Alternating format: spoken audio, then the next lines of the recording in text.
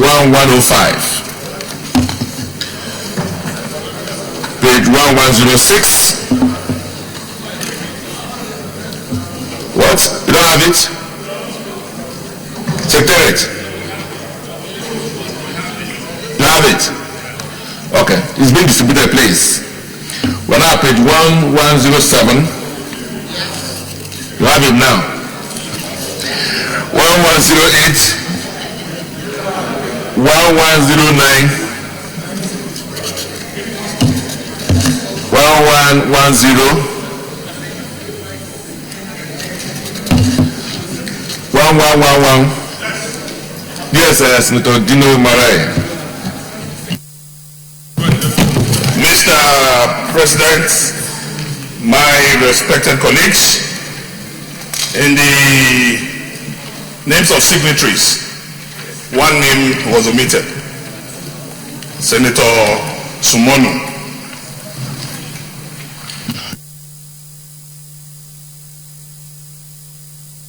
Secretary, please take note.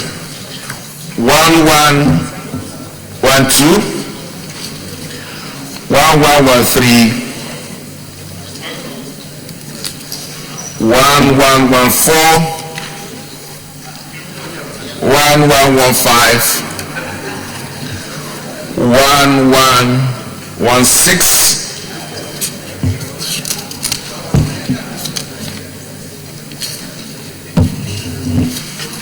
1117,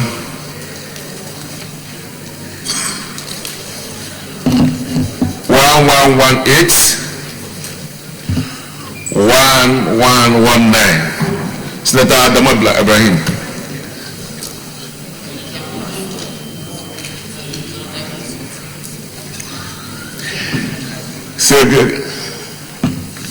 Senator Marafa.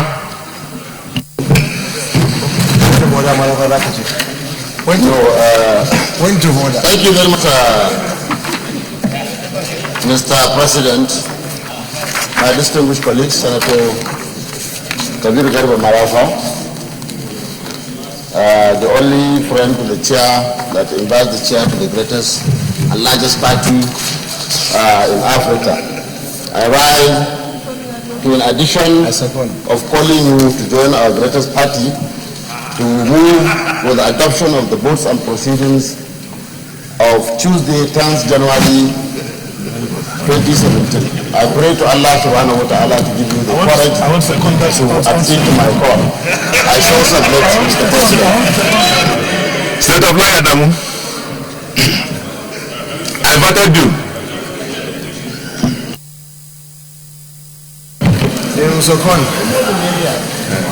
Distinguished as amended. I am Senator Adamu, and I rise to lend my voice and support for the motion for the adoption of the votes and proceedings of yesterday, the 10th of January, 2017, as amended. And in addition to that, I want to lend my voice again to the call to the DSP now, the chair, to consider as a matter of urgency to come across. Welcome on board to the APC. Why are you talking? Distinguished colleagues, those support of the motion that votes and proceedings of Tuesday, 10 January 2017 as ably moved and seconded with all the other issues duly removed, say aye. Those against say nay. The ayes have it. Announcements.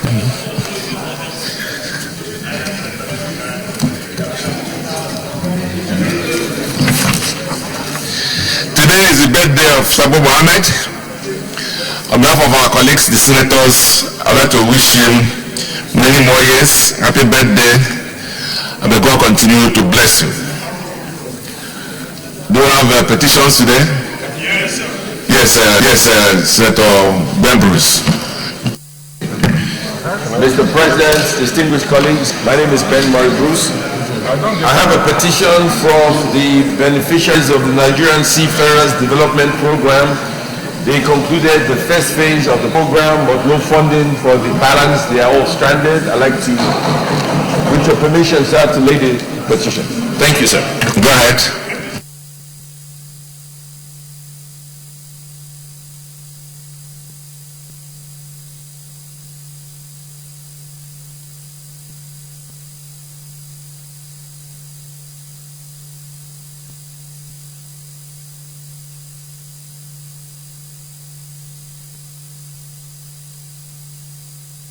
It's referred to the Committee on Ethics to report back in 2 weeks. Senator Solid.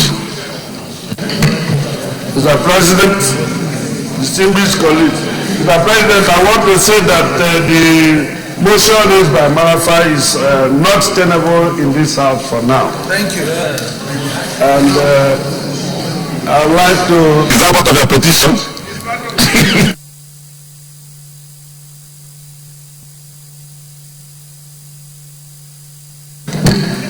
This is a petition from one of my constituents on the statement in Federal City Court. He is not seeking any judicial remedy, rather believes that the Senate of the Federal Republic can address the matter before us. You can lay it, please.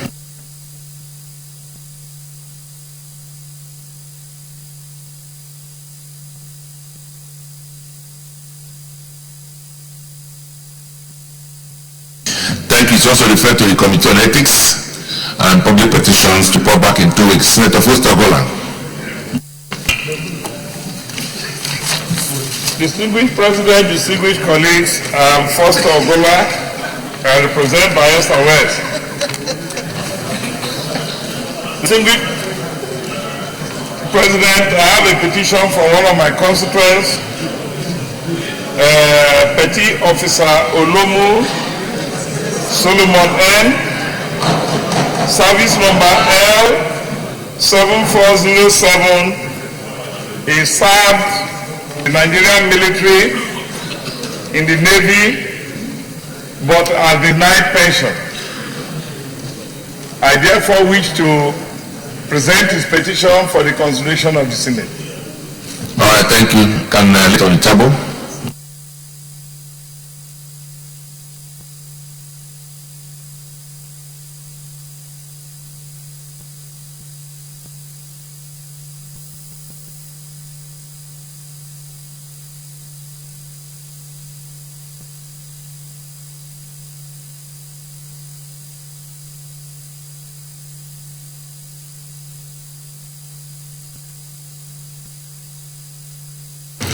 Thank you, Chief Foster. He's also referred to the Committee on Ethics to report back in 2 weeks. Senate Leader, point of order, Senator Dunan.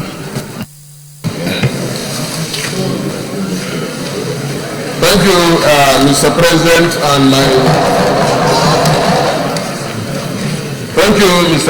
and my distinguished colleagues. My point of order is order 43, and that is personal explanation.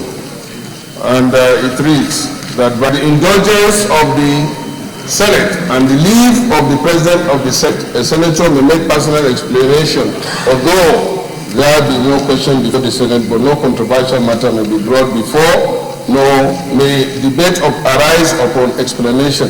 The times of the proposed statement shall be submitted in details to the President of the Senate when the leave to make it is sought. Mr. President, I discussed with you before the sitting that sequence to the event that happened yesterday, where in my absence I went to pray, there was change in leadership, particularly affecting me.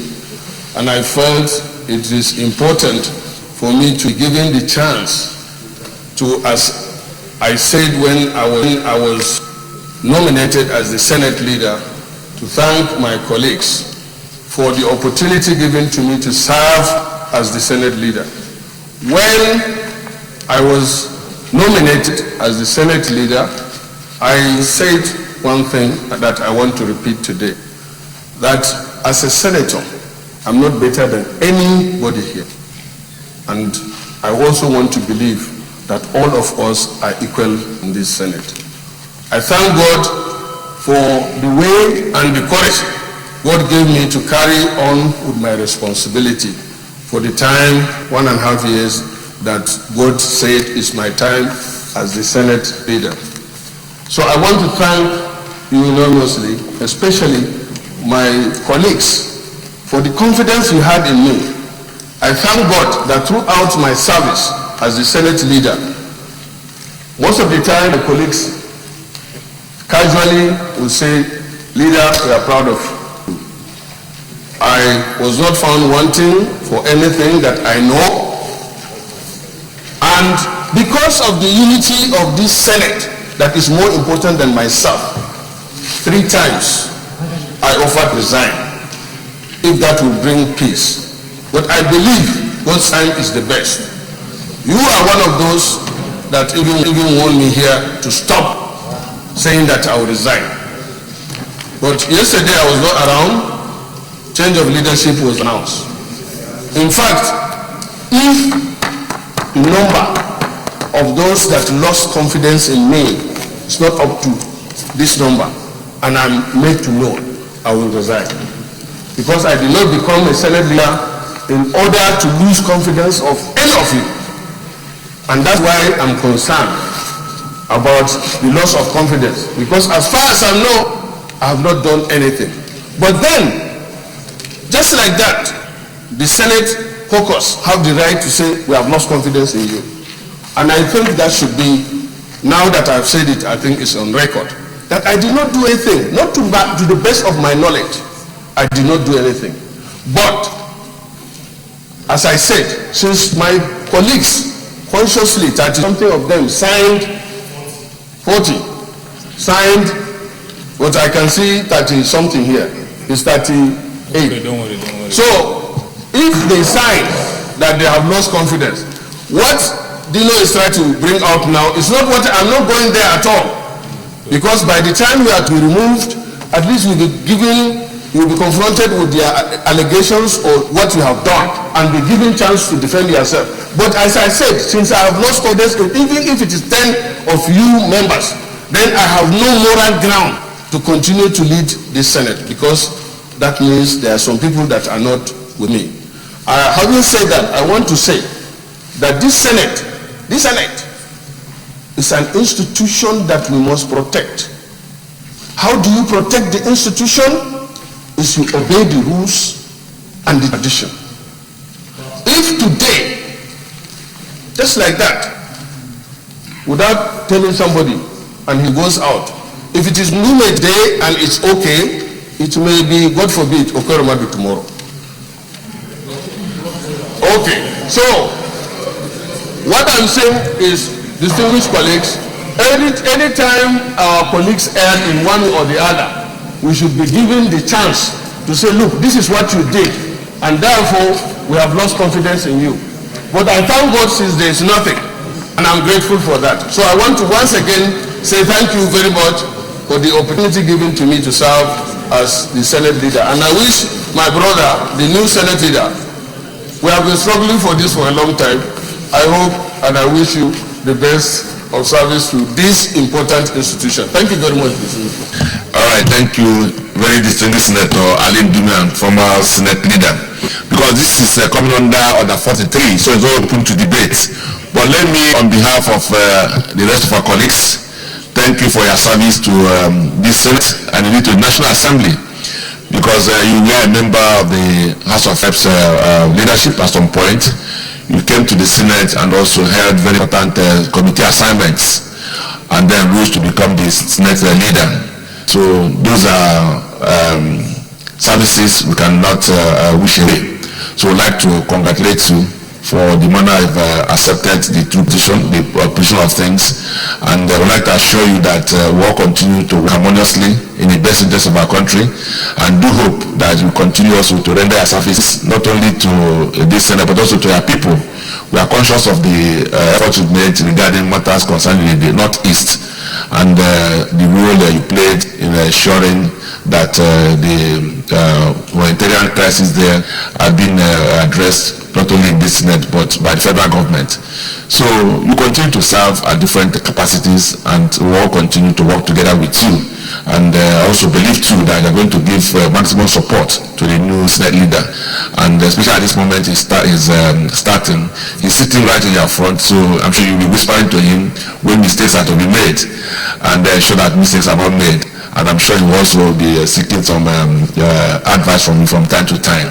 We believe you also oblige him in the best interest of this Senate. Once more, thank you for the position you've taken, and for accepting this, and for your desire to work with everybody and to support the new Senate leader.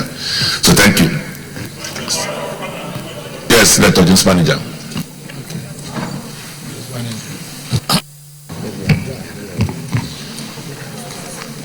Mr. President, my highly respected colleagues, James Manager, Delta South. Mr. President, my point of order is predicated on Order for 3. With your kind permission. Go ahead. By the indulgence of the Senate and the leave of the President of the Senate, a senator may make a personal explanation, although there be no question before the Senate, but no controversial matter may be brought forward, nor may debate arise upon this explanation. The terms of the proposed statement shall be submitted in detail to the President of the Senate when his leave to make it is sought.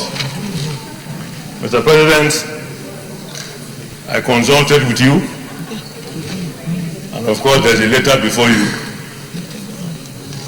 I want to draw the attention of the Senate to the demise of one of our own who served Delta South in the 12th District, the seat I presently occupy today. He was once an occupier of this seat from Delta South, by name Senator Chief Francis Spano Oboh from Delta State, who died on Boxing Day, the 26th of December 2016. Francis Oboh was elected senator of the Federal Republic of Nigeria on the platform of Social Democratic Party, SDP, between 1992 and 1993. Before then, Francis Oboh served as Deputy Speaker of the defunct Bendel State House of Assembly when Benson Alegbe of blessed memory was the Speaker of the then Bendel State House of Assembly. Francis Oboh was an elder statesman, a prominent politician, a very astute politician from Delta State, and well respected. Oboh, as at the time of his death, was a member of the Elders Committee and of course Board of Trustees of the APC. That was the last office that he held. And a foundation member of the APC. Oboh is a prominent chief from Ozoro, and of course one of the most important voices from the Niger Delta region. Mr. President, my respected colleagues, the essence of this 43 order that I've raised is in threefold. One, to draw attention of the Senate to the death of this great man. Secondly, to draw the attention of the Senate to the practice that we all know, to at least observe 1 minute silence in his honor. And thirdly, Mr. President, is to invite, as stated in the letter from the family, to invite this distinguished saint to at least be there to give him the last fire. Mr. President, my respected colleagues, I beg to resume my seat. Thank you. All right, distinguished colleagues, we've lost one of our old colleagues, and Senator James Manager spoke to me about this, and he's just raised that. In accordance with our tradition, I'll just be inviting all of us to rise and observe 1 minute silence. It's no.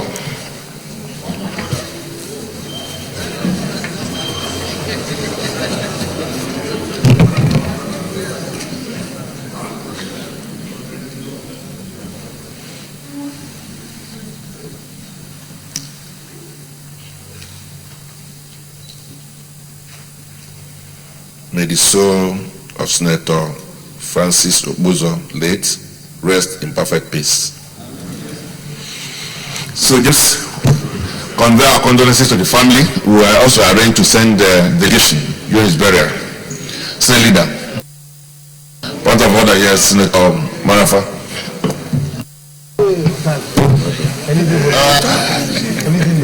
Thank you, Mr. President. My distinguished colleagues, I rise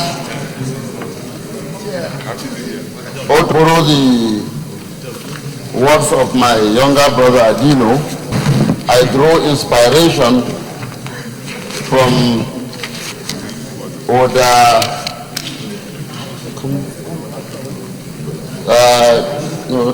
25. The under the privilege order, sir. Order 14. Can you read it? Put on a microphone. Order 14. Privileges are rights enjoyed by the Senate collectively and by the members of the Senate individually conferred by the legislative houses, Powers and Privileges Act 208, Laws of the Federation 1990, and the other statutes, or by practice, precedent, usage, and custom.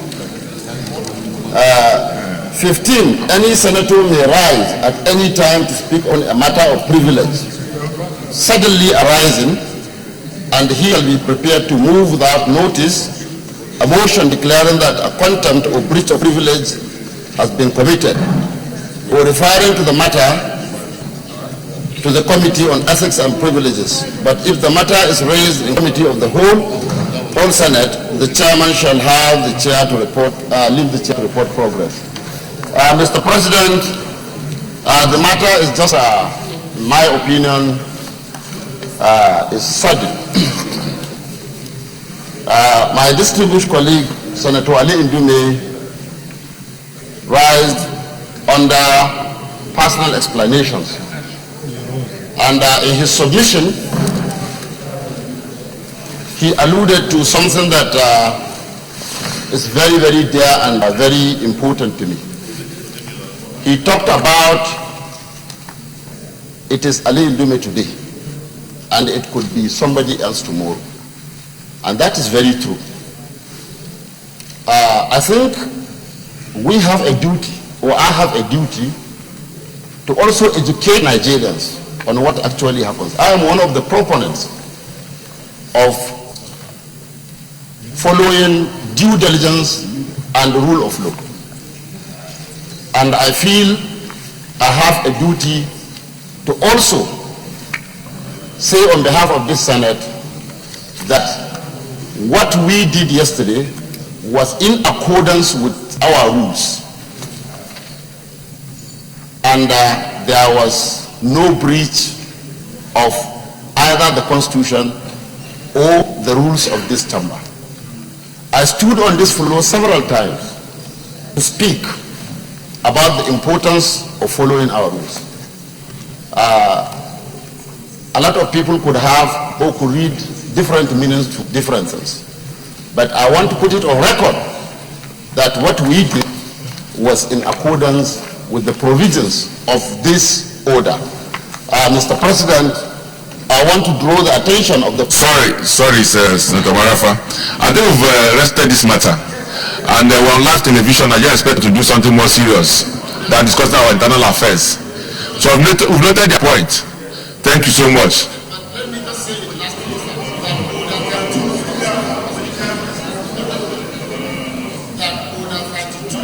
Sorry.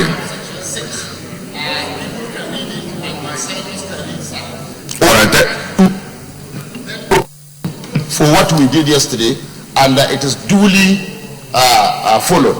There was no provision in that order that says somebody has to be consulted or something. I just feel it should be, we should put it on record, because tomorrow somebody can ask me or can ask any person that when you did so thing at so time, you didn't follow your rules. And I want to say that as a member of this Senate, I was seated right here yesterday, and I went through this thing, and I know Order 32 provided, 32(6) provided for what we did yesterday, and it was enough. All right, thank you. State Leader.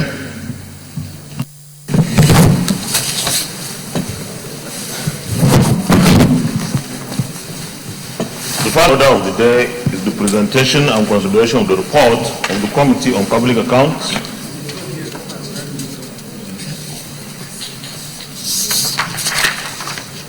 Sorry, Mr. President, I think I will start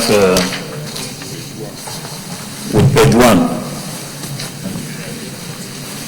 First business of the day is the presentation of the reports of the Committee on Ethics, Privileges and Public Petition in respect of A, petition from Dani Abakura against Niger Delta Power Holding Company Limited for unlawful disengagement from service. B, petition from Mr. Phillips Oroho against the Federal Medical Center, Asaba, over alleged wrongful termination of his appointment by the center. C, petition from Umaru Abdulmuminu Odafe against the National Board for Technical Incubation for alleged malicious transfer from Technology Incubation Center, Wari, to Yanagua. D, petition from I.O. Ingene Esquire on behalf of Mburu Owo communities in Nkanu East local government area of Enugu State against soldiers of the 82 Division of the Nigerian Army for unwarranted invasion, displacement, threatened ejection from their ancestral land. E, petition from Yahya Ibrahim Shunko against the Nigerian Army over his wrongful and abrupt compulsory retirement from the Nigerian Army in 1999 without reason. F, petition from YB Aminu on behalf of the next of kings of Haji Haruna Musa, deceased, of Koko Town, against the Nigerian Army for extrajudicial execution of APC supporters at Koko Bese local government area and Suru local government area, Kebbi State. G, petition from war-affected pioneer officer cadets of the Nigerian Air Force against the Nigerian Air Force for non-payment of gratuity and pensions by the Military Pensions Board. H, petition from Mr. Anoke Wilson Akuma against the Federal Revenue Service and West African Examination Council over unlawful termination of his appointment by the FRS on false assumption of forged certificate. And I, petition from Farouk Umar Ibrahim against the Nigerian Navy for alleged wrongful dismissal from the Navy. Mr. President, you may wish to invite Senator Samuel Anyau, Chairman of the committee, to move the motion for the Senate to receive the reports. Thank you, Senator. Unfortunately, the Senator Anyau is on here. Okay. Senator Oboh on behalf of Senator Anyau.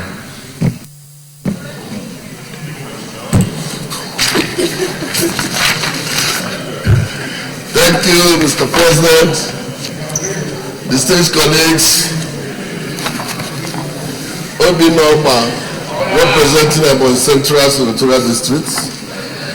Your Excellency, I rise to move a motion that the Senate will receive the reports of the Committee on ethics, privileges, and public petitions in respect of A.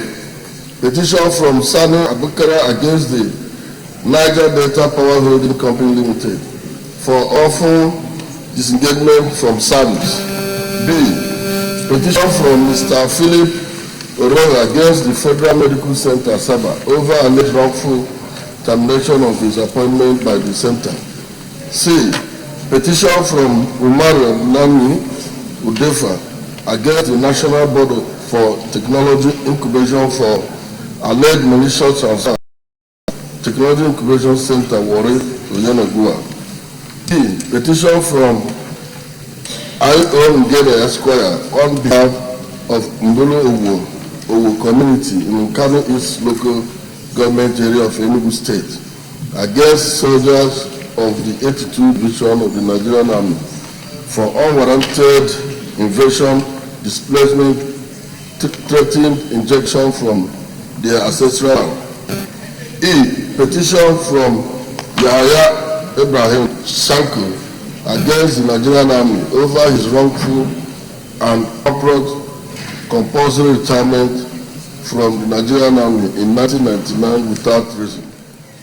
F. Petition from Y.B. Aminu on behalf of the next of kin of Alhaji Aruna Musa, deceased, of Kukuta, against the Nigerian Army for extrajudicial execution of APC supporters at Koko based local government and Suru local government, Kebbi State. G. Petition from war-affected pioneer officer cadet of the Nigerian Air Force against the Nigerian Air Force for non-payment of gratuity and pension by the Military Pension Board. H. Petition from Mr. Anoke Wilson Akuma against the Federal Inland Revenue Service, FIRS, and the West African Examination Council, WAEC, over unlawful termination of his appointments by the FIRS on false assumption of forged certificates. And petition from Farouk Omar Ibrahim against Nigerian Navy for alleged wrongful dismissal from Navy. I so moved, Mr. President. So do you have all these reports? Ready to lay them? Okay, so we'll get somebody to second their motion. Senator Magnus Abe, can you second the motion for Senate to receive the report?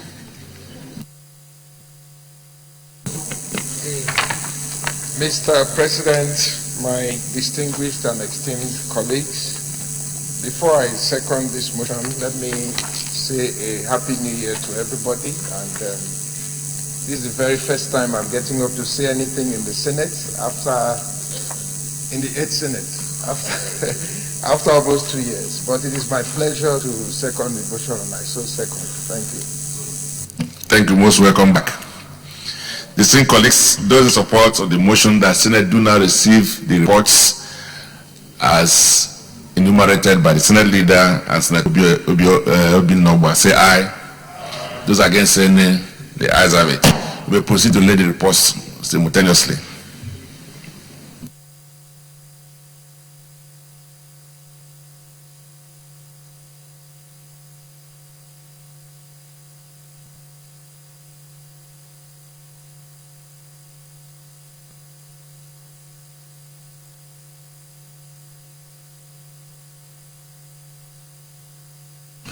All right, thank you. Senate leader. Point of order, Tiradokwe.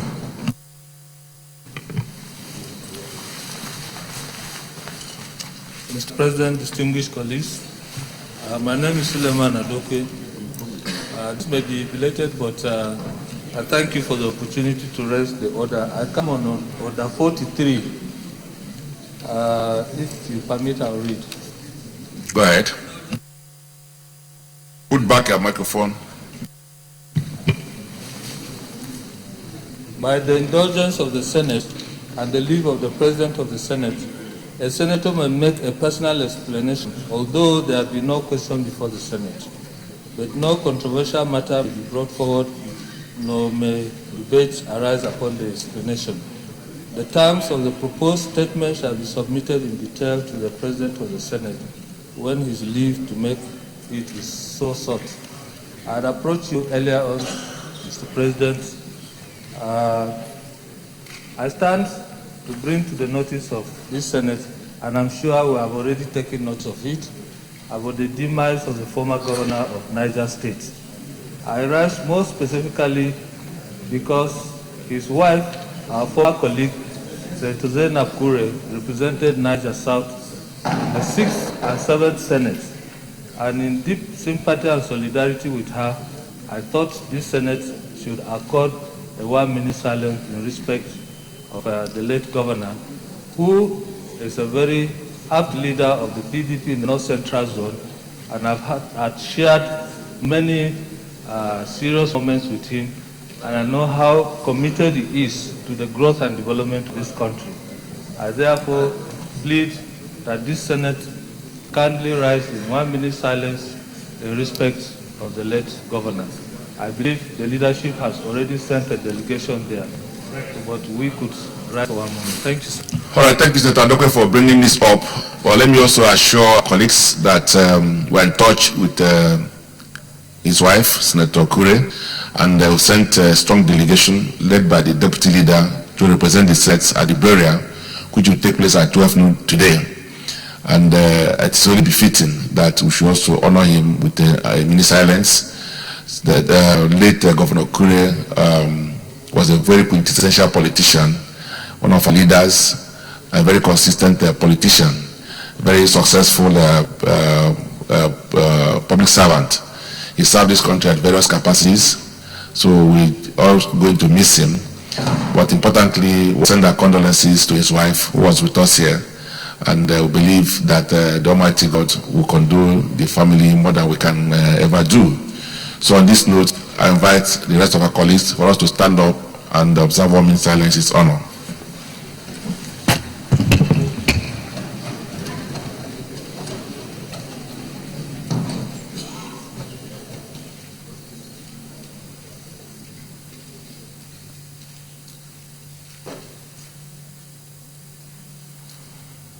May his soul rest in perfect peace. Senate Leader.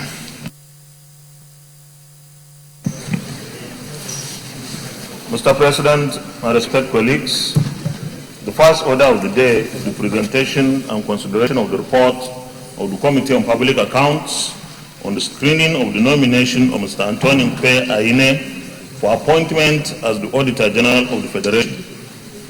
Distinguished senators will recall that the report of the committee was laid yesterday, Tuesday, 10th January 2017. Mr. President, you may wish to invite Senator Andy Oboh, the chairman of the committee, to move the motion for the presentation and consideration of the report.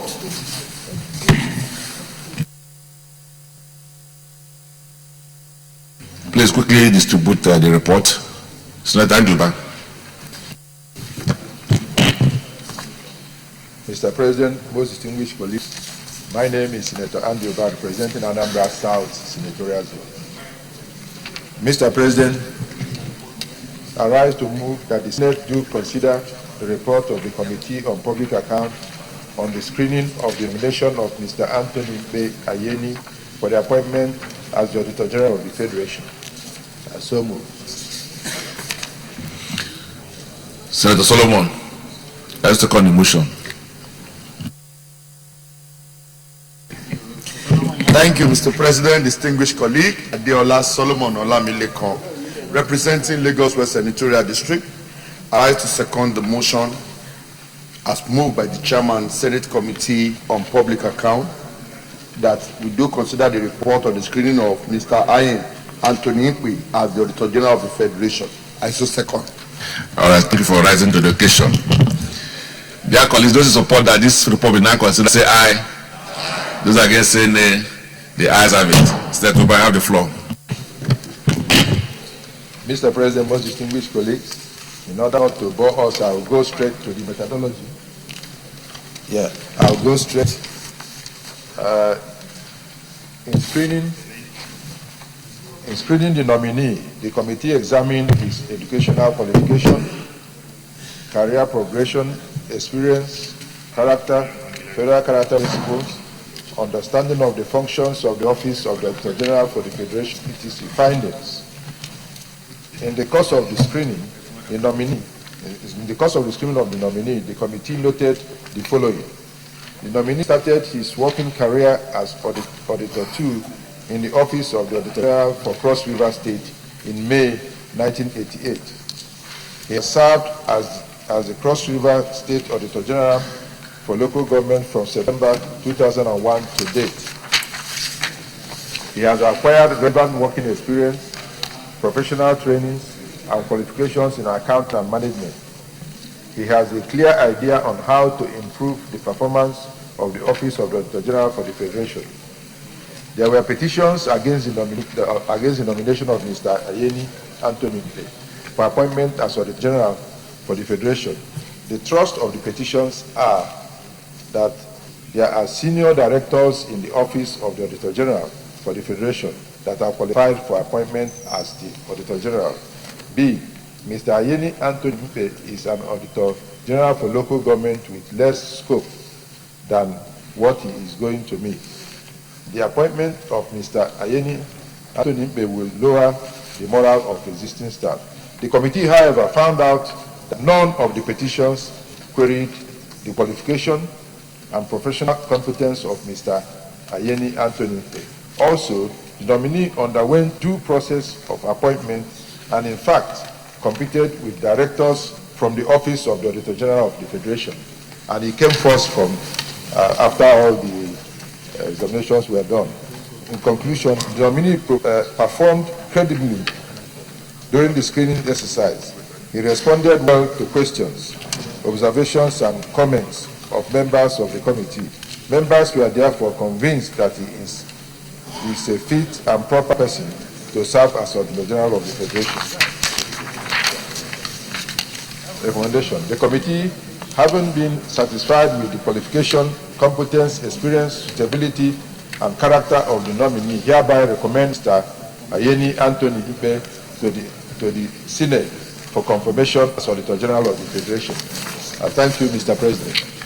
Okay, any comment? Sir Binta. Thank you, Mr. President, distinguished colleagues. My name is Binta Masigarba, Adamawa North Senatorial Zone, a member of this committee, which obviously assented my signature for the confirmation of Mr. Aye.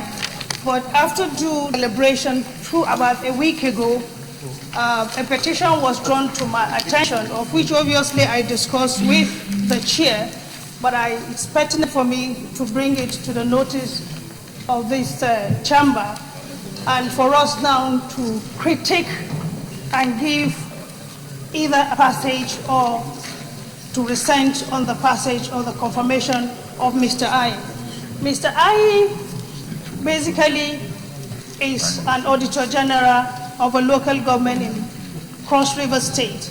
And by virtue of, even if he was to be, reconverted to the federal service, he would have been on level 14 instead of what was on ground now.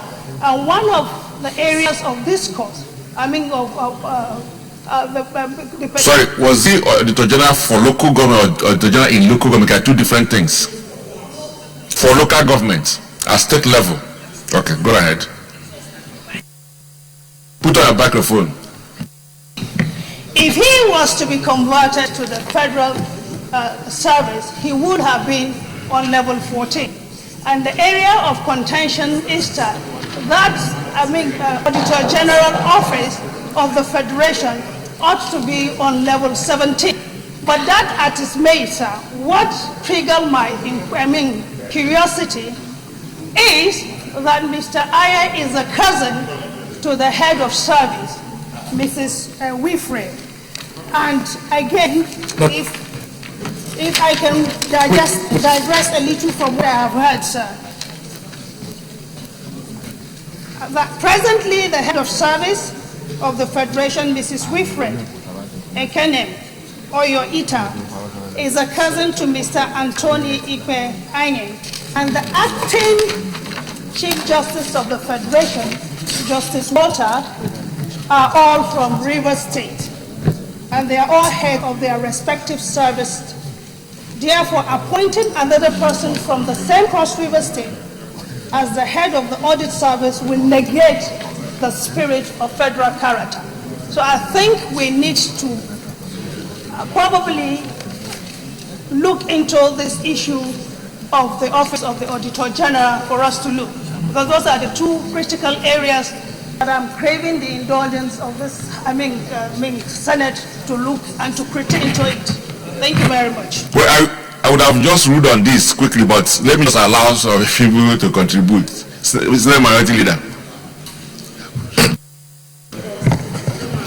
Thank you, Mr. President. My distinguished colleagues, let me, in my little brief comment, give a bit of elucidation. The appointment we are considering now is not a promotion. It is also, we are considering an appointment that is being sent to us by Mr. President. We are also not considering elevation or change of service. The little I know is that this position was advertised nationally and internationally. Nationally and internationally. And that there were many people who competed, including saving directors in the ministry. And that the man that is mentioned now came top. He was the best in terms of qualification. He was the best in terms of capacity. He was the best in terms of job capability and suitability. And then, of course, the issues raised here were raised. Then Mr. President, in his wisdom, decided to go back into it and said they should send the first three to him. And then a further scrutiny was carried out. The first explanation I'd like to make is that Mr. Ayine was not on the salary level of a director. He was actually on consolidated salary level. That means he was on the salary level of a permanent secretary. That's number one. So it's above level 17. That's the first thing. The second aspect of it is that the appointment of Auditor General for local government does not mean that that person is an Auditor General for a local government. It means that the person is Auditor General for the entire local governments of that state. There is only one. So it is not an Auditor General for a particular local government, but rather an Auditor General for the local governments combined. And that means that it's a head of a major parastatal. As governor of my state from 2007 to 2015, whenever we appointed an Auditor General for local government, that person will come from the state service, very qualified and must have been on the level of a director. And so once the person is appointed, he comes under the consolidated salary scheme, or the same level as commissioners, the same level as permanent secretaries, and therefore far above level 17, not to talk of being on level 16. And then the man we are talking about now, sir, where I may be a bit worried is that when we set up a committee, when we have a committee in the Senate to go and scrutinize and do a job, and they've taken a lot of things into cognizance and they bring recommendation before us, we should trust the capabilities of our colleagues. And then we should not question them in the open in this manner, because we believe that the committee members are astute and have the capacity to do the job. So, Mr. President, again, the issue of where the man comes from does not even arise, because supposing we took somebody who was from London, but a Nigerian, who also took the interview. Mr. President, they had written interview. He came tops in the written interview. He came tops in the written interview above all others. He came tops in the oral interview above all others. And there was even another blank mail. The blank mail was that the man was 44 years old and therefore would remain 16 years in service. We looked at this in other realms and we then found out that the man is actually 56 years. He has only 3 years and either 7 months to be an Auditor General before getting to the age of 60. So all the arguments we are making here will fail in significance because already the first thing is that the country ought not to. But since the country has advertised this position and somebody came top, it will be wrong for us here to come and rewrite another examination because they wrote examination, they went through the due processes.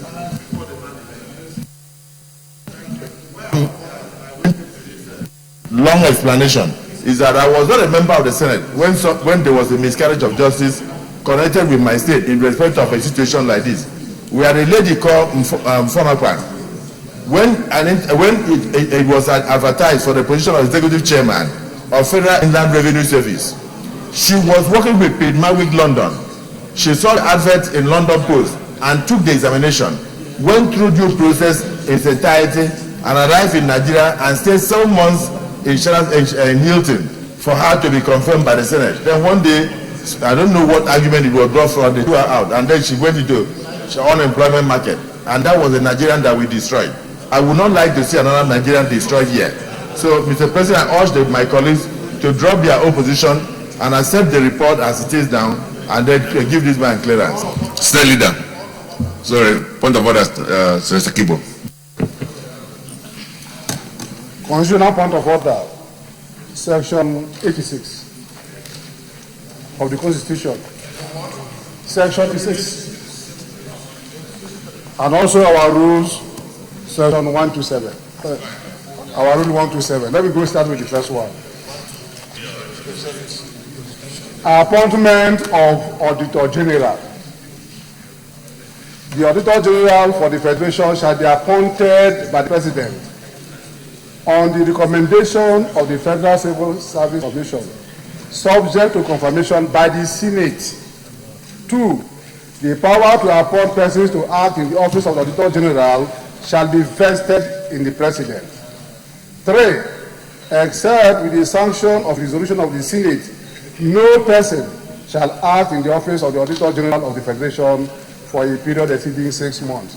Mr. President, I'm coming through this order just to give an explanation that the position of the Auditor General is an appointment. Now, if it's an appointment, when a minister is appointed to head a ministry, he has never worked maybe in anywhere.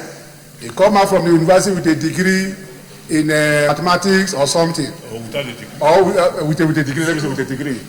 And we have also seen people that has HND, and they are appointed to head the ministry. But it's an appointment.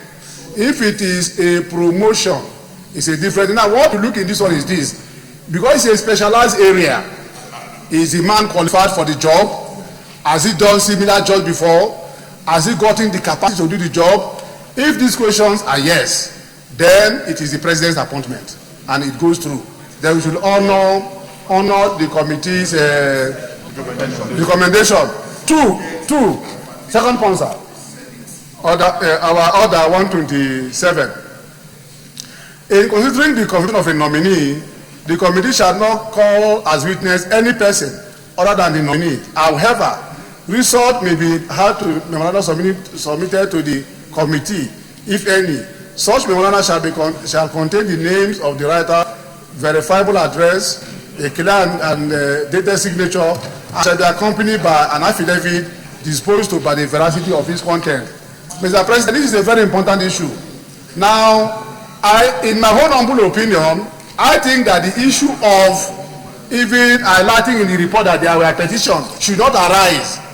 If a committee has treated the petition and they felt that there is nothing wrong with the petition, they should not talk about that one. But in case anyone raise about it, then they will come. When they come with that issue, we have to ask the question whether those that send the petition, whether the petition is official, whether it was taken to court, and whether there was affidavit on it and all that. Now, if there are just written paper and they send to them as a petition, it is not yet a petition before the Senate. So I think that even that 2 paragraphs in the report should not be there. So my prayer is that we should stand by the report and allow the person to go through, because it is the president's appointment. Sir Leader. Thank you very much, Mr. President, my respected colleagues. Mr. President, I just want to shed some light on this. and I will draw from my little experience as the former chairman of the Public Accounts Committee of this chamber from 2007 to 2015. We screened and confirmed in the Senate 2 previous auditors general. The immediate past Auditor General for the Federation, Mr. Samuel Okura from Benue, came from outside of the public of the Auditor General system in Nigeria. That is to say that he was in the state as Auditor General, but he applied when it was advertised, and he was successful, and the president nominated him. And of course, we had so many petitions here. Those who were in the 6th Senate will recall that even at the point of presentation of the report, there was so much protest from some of our colleagues at that time that the man was coming from outside and that there were more senior directors in the Auditor General's office. But sir, there was wisdom in appointment of someone from outside of the Auditor General's office at that time, that someone will bring fresh ideas, and therefore this Senate passed it, and Samuel Okura was confirmed as Auditor General, and he served for about 3.5 years. Sir, I've looked at the 3 reasons why the petitioners didn't want this man to be passed. They said there are senior directors in the office of Auditor General. We have done with that in the past, and I think we can do with it now like we did with it before. It's the prerogative of Mr. President to select and appoint whoever he feels can do that job. Secondly, they say his local government, Auditor General for local government. I think that is even the most complex auditing process to do, because expenditures in local governments are normally very difficult. So he was not looking at a local government like my colleague, the minority leader, said. He had all the local governments in his state to audit under him. I think that is a plus for him. And finally, sir, I believe that our colleagues should look at this.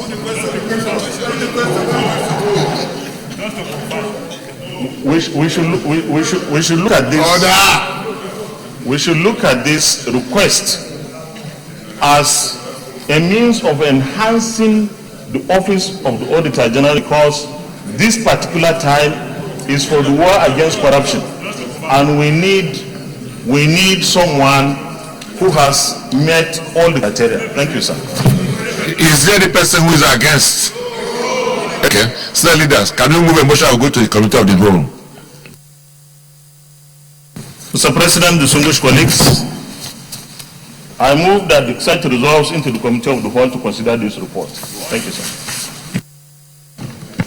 Mr. President, my distinguished colleagues, I humbly rise to second the motion that the Senate do resolve into the committee of the whole to consider this report. Dear colleagues, those in support of this motion say aye. Those against say nay.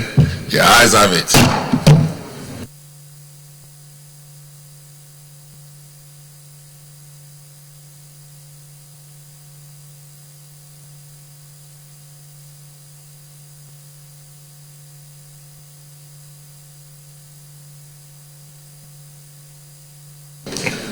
Dear colleagues,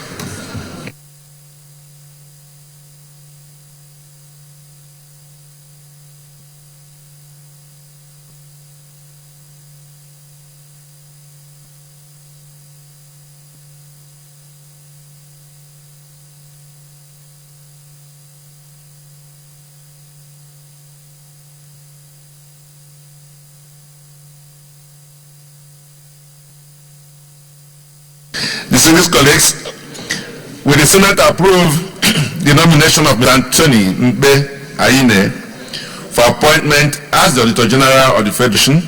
Those in favor say aye. Those against saying nay, the ayes have it. State Leader.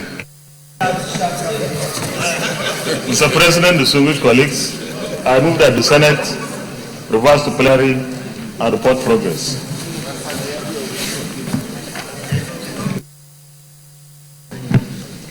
Mr. Chairman, distinguished colleagues rise to support the motion that the Senate do revert to plenary to report progress. I second. Dear colleagues, those in support of the motion that the chair do report progress, say aye. Those against saying nay, the ayes have it.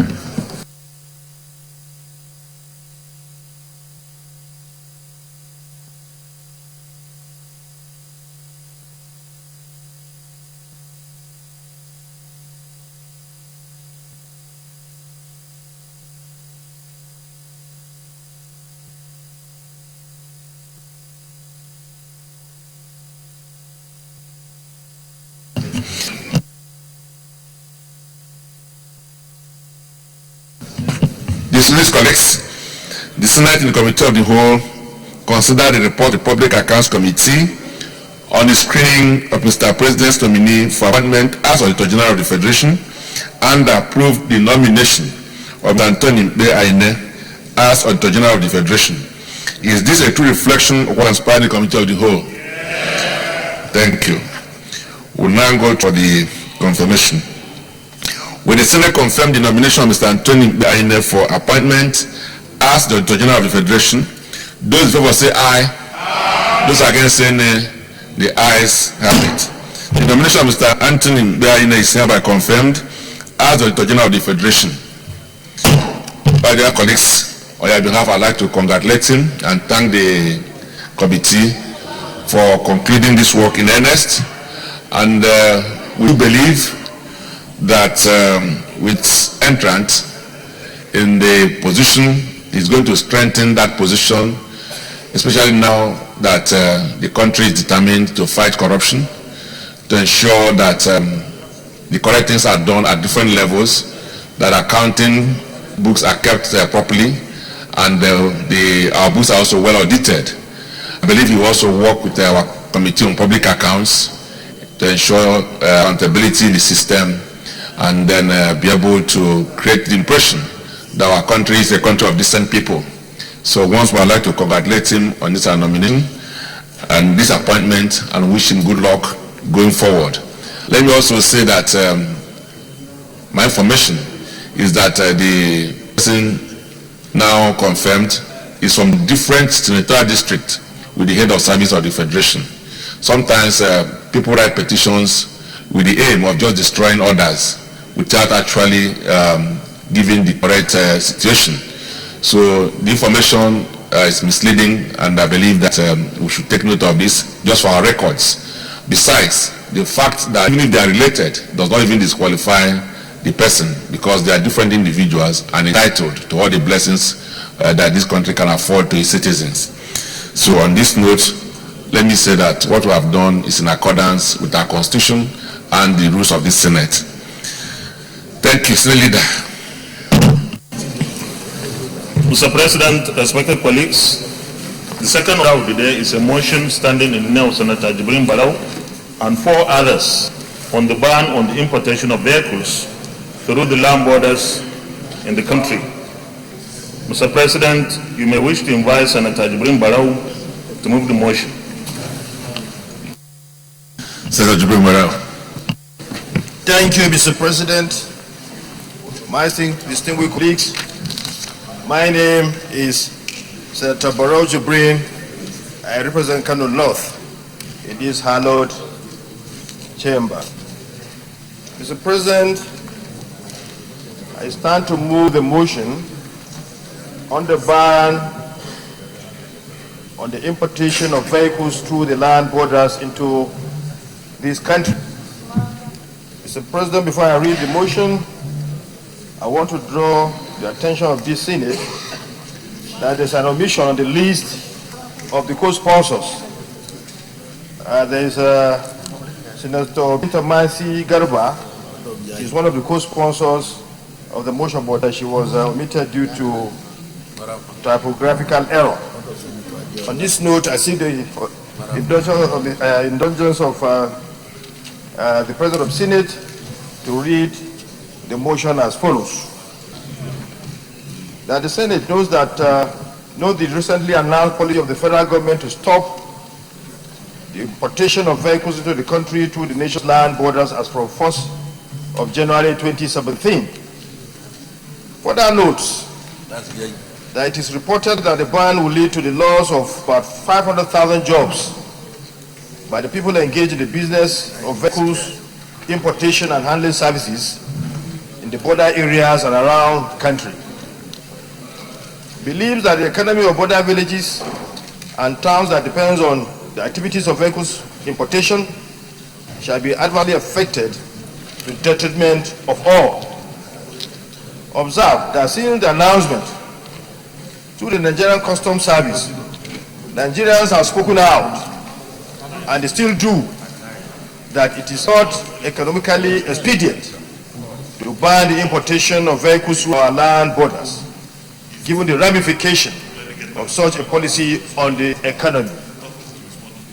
Concerned that the decision was ostensibly premised on the allegation that importation of vehicles through the land borders no longer holds prospect for revenue generation because of the large-scale evasion of import duties. Convinced that rather than stop or suspend the importation of vehicles through our land borders, as envisaged in the new policy, it will make better economic sense to allow for the importation of vehicles through our entry border posts in each geopolitical zone that has international land borders in the country. This will allow for better monitoring and control by the Customs Service, as the land border posts shall become fewer to handle by the Nigerian Customs Service compared to the current situation. Further observe that since the Nigerian Customs Service is convinced that it has the capability of making sure that the government shall not lose its revenue when vehicles are imported through the designated sea ports,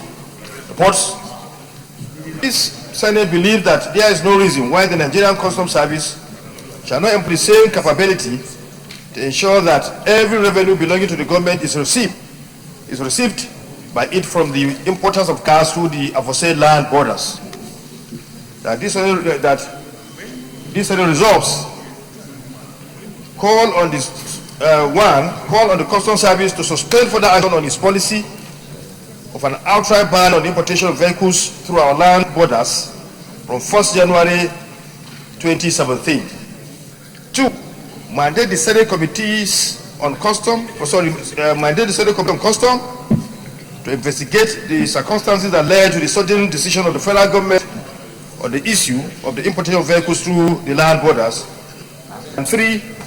Urge the federal government to consider the regulation of vehicle importation by approving an entry point in each of the geopolitical zones that has international land borders or border in the country.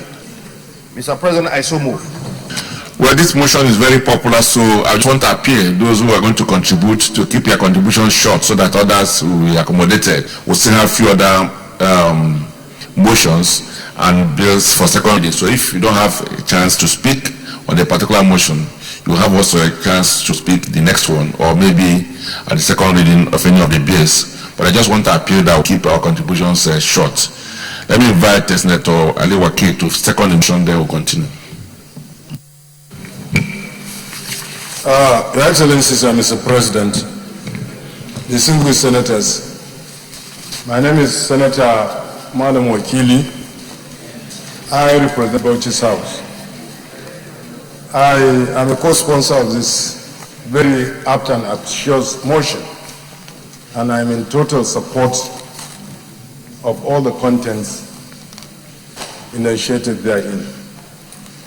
While seconding it, Your Excellency, let me put it on record that I'm in total support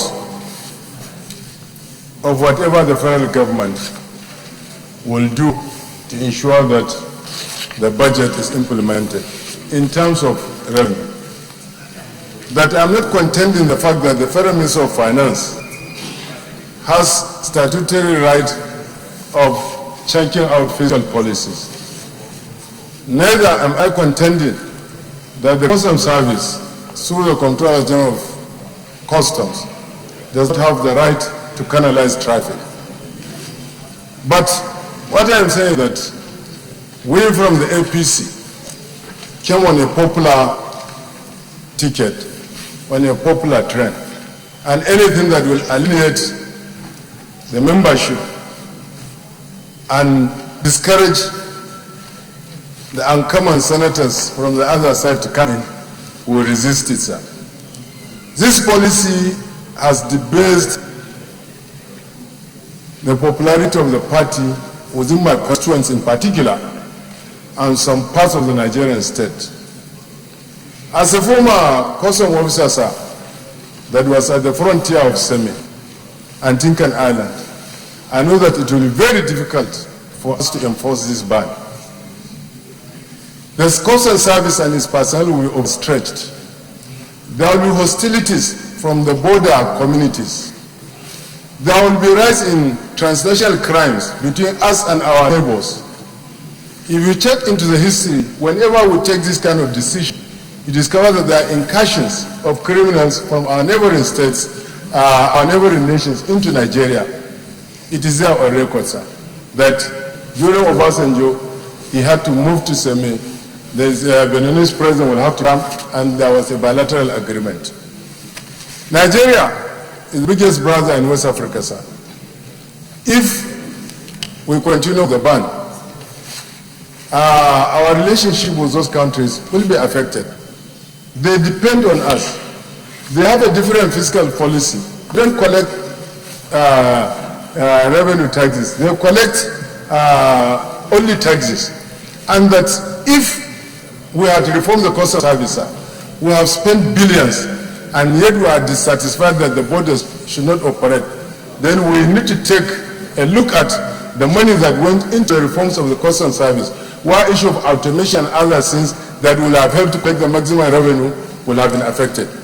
I call on us to support this motion to ensure that from Seme to Idiroko, Owode, to Umfong, to Kamba, to Jibia, to Megateli, to Banki, to Sabuda, we allow these vehicles to come in.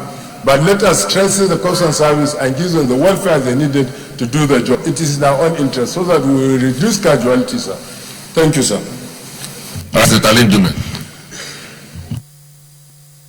Thank you, Mr. President, my distinguished colleagues. Mohamed Alindume, representing Borno South. Mr. President, distinguished colleagues, I stand to support this motion because it's a very, very important motion. I've been looking forward, and we discussed with the mover of the motion immediately this new policy was announced. Mr. President, let us not forget about the fact that Section 14(2)(b) of our Constitution specifically says the purpose of governance is security and welfare of the citizens. The situation we have in this country now, where there is high rate of unemployment, poverty, anything that will create employment should not be discouraged. And government policies must be popular. Because the government is for the people and supposed to be by the people. That's all what democracy is all about. We know that this new policy is going to render so many small businessmen. I know of so many in Borno State that are crying out and that have approached me that there should be policy reversal in this direction. Mr. President, the other neighboring countries that the importers are patronizing are poorer than Nigeria. Yet, because the policy there favors them, they of course import through that port. Then why would Nigeria look at its policy to encourage the importers? I'm sure it's about pricing.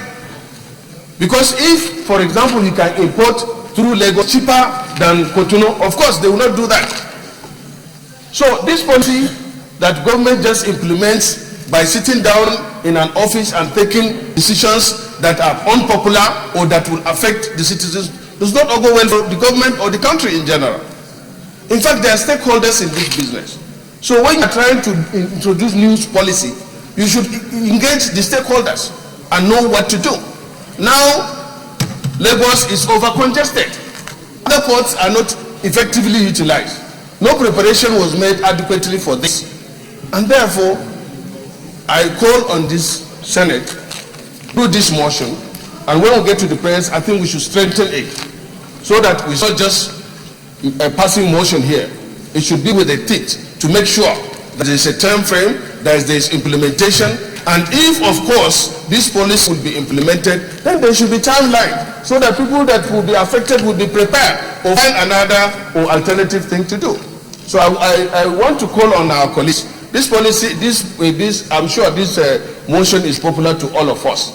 So we should just support it and go to the prayers. Tadino.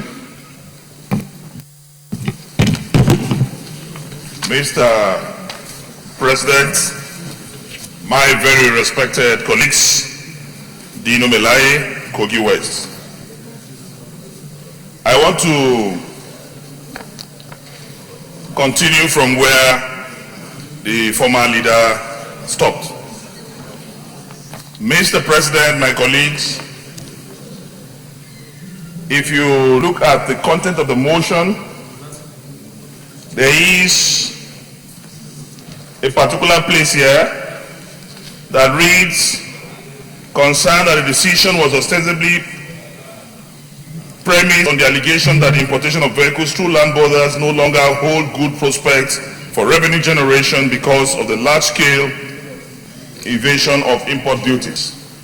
Mr. President, my colleagues, we are in a precarious situation in this country. We are in a time when people leave Paris, not sure of where the next meal will come from. Policy formulation and implementation must be done, putting into consideration the welfare of the people.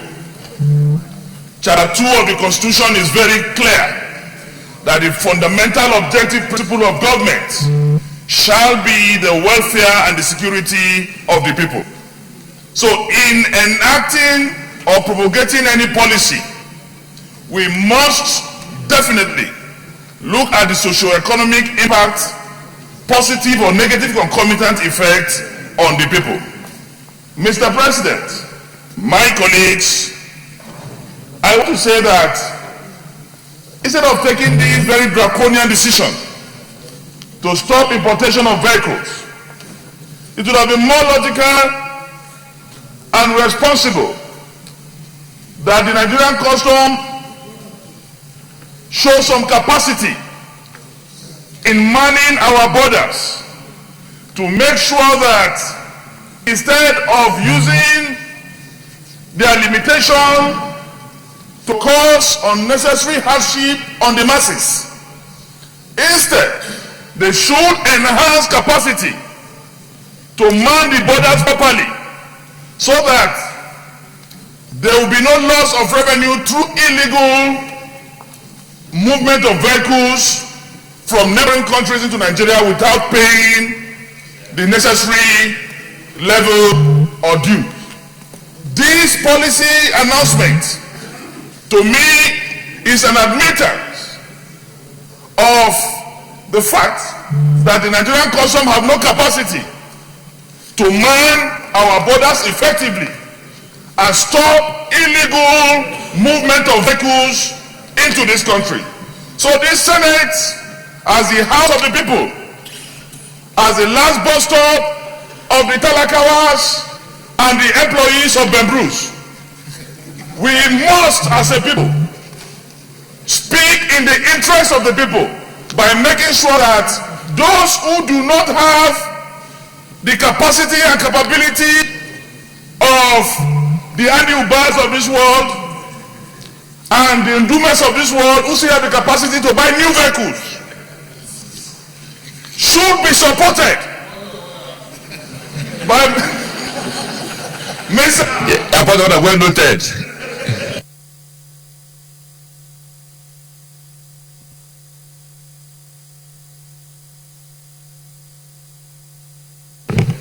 we should not only protect masses of this country, we should be seen to be defending the people we are representing here. So Nigerian Customs should please go back to drawing board and see within limited resources how they can improve the manning of our borders so that there will be proper payment of tax and other levies.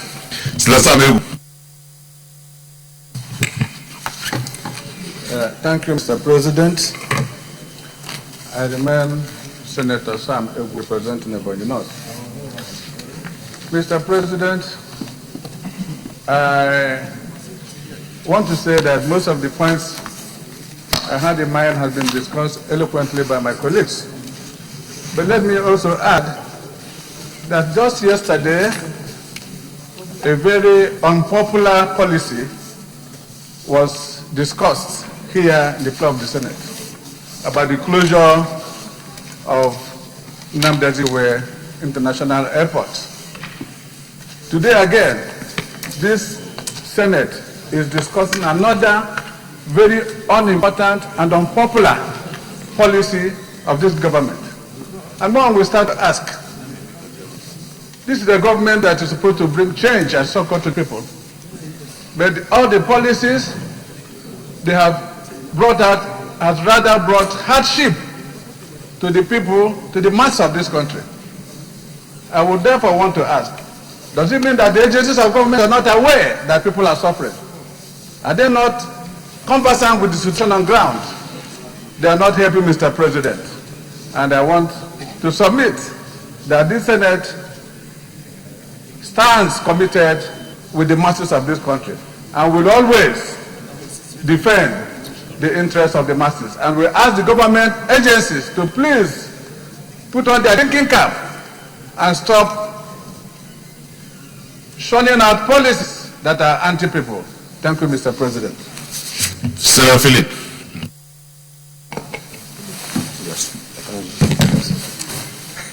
Senator Philip Arua Junker from Nasarawa State, Nasarawa North Senatorial District. I feel I want to support this with a little deviation. If indeed the federal government or the Ministry of Finance want to stop this, the importation through the land border, I think they should identify what is the reason or what are the reasons why the importers find it very easy in coming through the land borders. And I feel one of those things is the tariff. If the government will also reduce their own tariff to ensure that they encourage people that are importing through the seaport, I think that one will go a long way in even forcing the land border, at least the importation through the land border to be reduced. One, if you look at most of the people importing through this land border, they import and they pay two tariff, export duty, because by the time that they bring it through the other countries, they bring it and they pay their own import duties in that country, and they still come and pay import duty in this country. They compare the two, and even the two cannot match with what they are having here. So if the government want to stop the border, I think the only way they can do is to find solution through why the people are importing through the land border and stop closing the borders, because by the time they do that, they will be able to at least achieve the end. All right, thank you, Senator Gaya.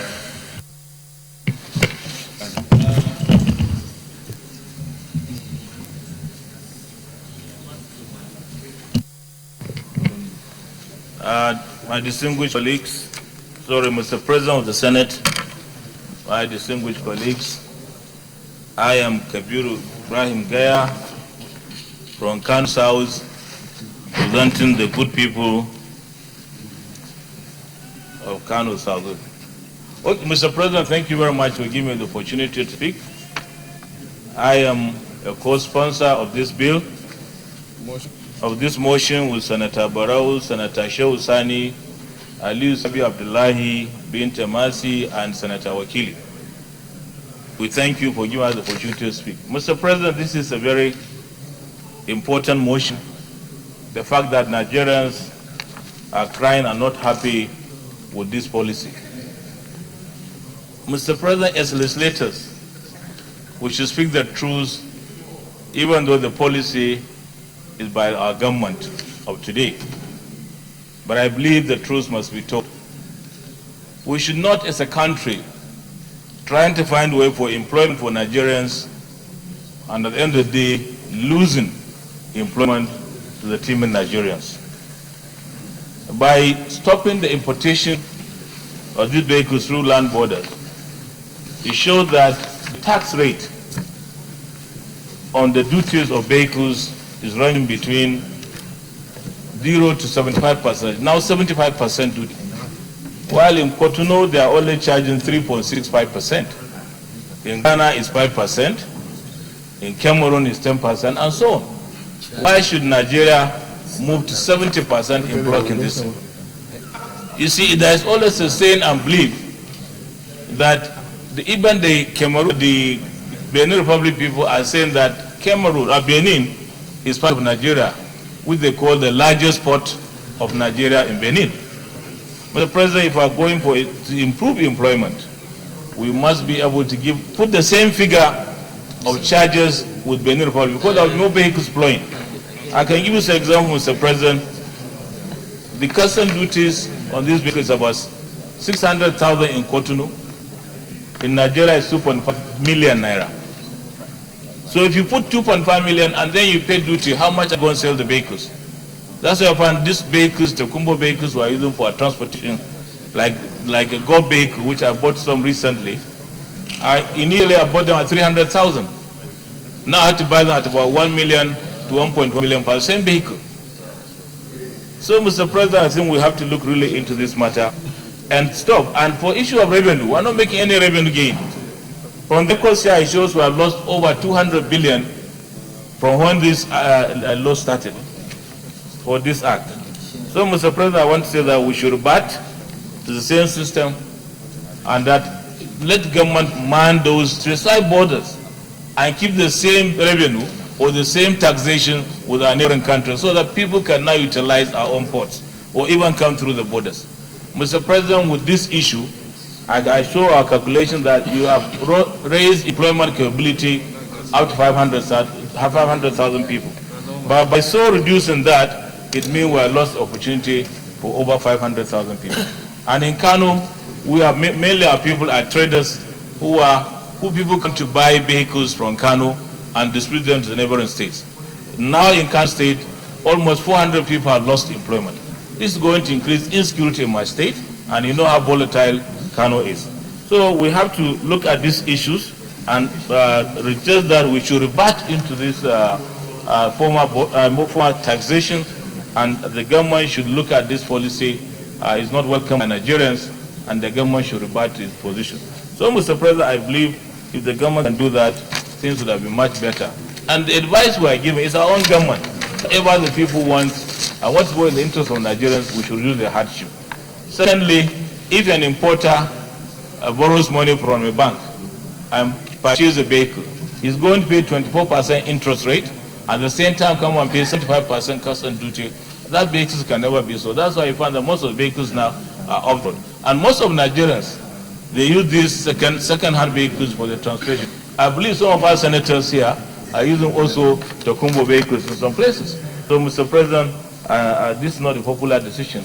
We saw the government should revert, and I agree with all the prayers we put by the mover of the motion that they should be looked into. Thank you, Mr. President.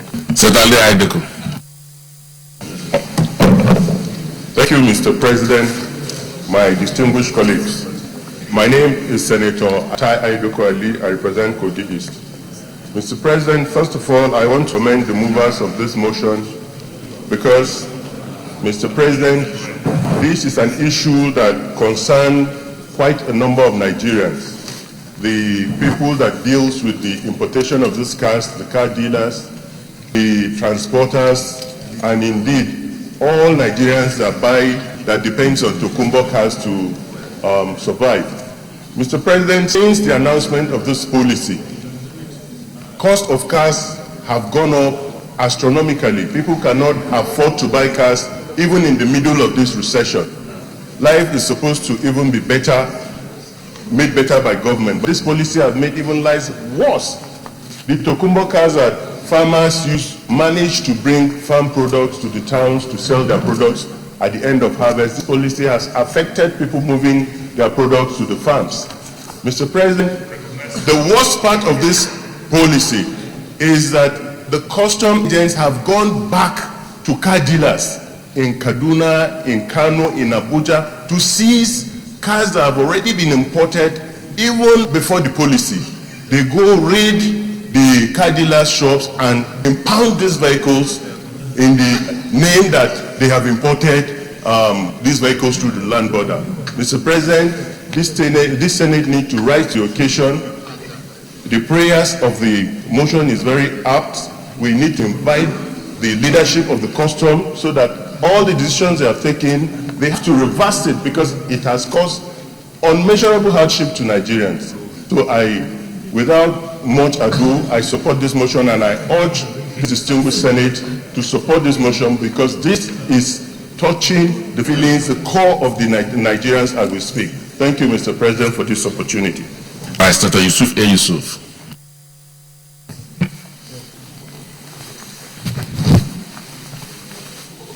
Thank you, Mr. President, my distinguished colleagues.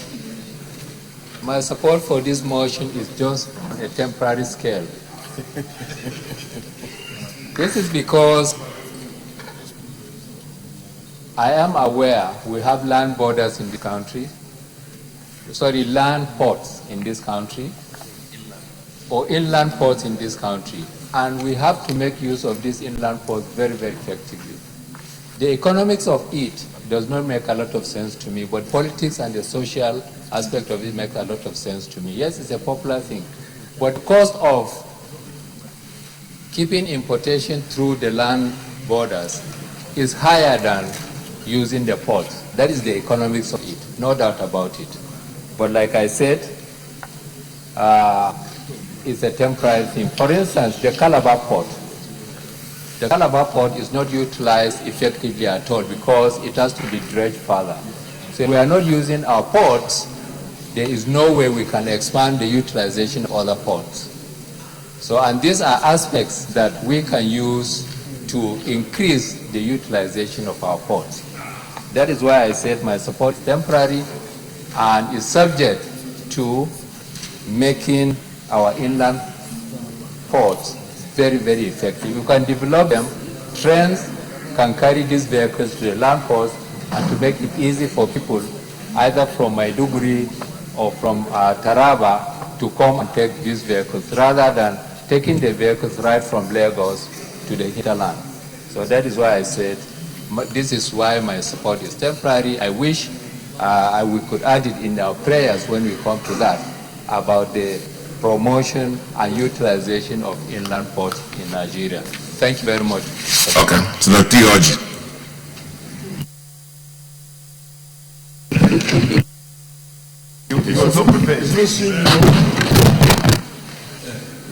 Thank you very much, Your Excellency, the Senate President. My very distinguished colleagues, my name is Senator Theoji Ochendo. I represent the people of Abia Central. My colleagues, when you look at the sponsor and co-sponsors of this bill, of this motion, you may have the impression that this is peculiar to those people from that side. But this is a general problem that faces this country. There is no part of this country that doesn't have somebody who is in this business. Therefore, this motion that we are debating now is a general phenomenon, and every person must try to support it so that this thing will stop. And the first instance is that we're talking of recession, and we're talking of unemployment, finding ways of curbing unemployment. But then, the government is initiating policies that will invigorate unemployment, because a lot of people right now are unemployed because of this very policy. In my own area, I know I can stay here and count 5 people on my fingers who are right now unemployed, who are not doing anything because of this policy. And it surprises me that in a country where people swear to uphold the tenets of the Constitution, that you do the other one. We don't listen to public opinion when we are formulating policies. It's only the Senate that is, most of the time, when they listen to public opinion, they come here and reverse themselves. But the others, the executive, they don't. Once they pursue a policy, they pursue it to the final, not minding what will happen to those people for whom they are making the policy. This is a policy that is negative, very negative to our people, in terms of employment, in terms of empowerment. Right now, you cannot buy a new vehicle. It's only a billionaire that can buy new vehicles. And it is through this means that people are mobile. People who save a lot of money for a very long time can buy vehicles and be mobile.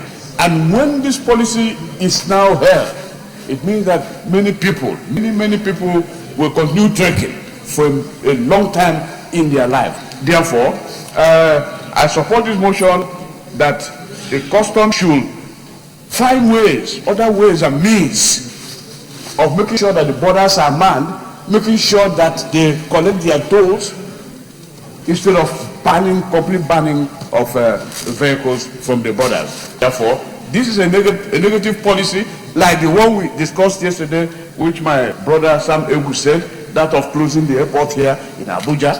And the government should listen to public opinion in whatever they want to do. On that note, I want to support wholeheartedly this motion. All right, Senator Shehu Sani. After Shehu Sani, we'll take Benga Shafa, and then Ben Bruce will wrap up. We'll go to the prayers. Mr. President, I stand as Comrade Senator Shehu Sani to lend my voice to this very robust debate on a very important issue that affects the economy of a large section of Nigeria.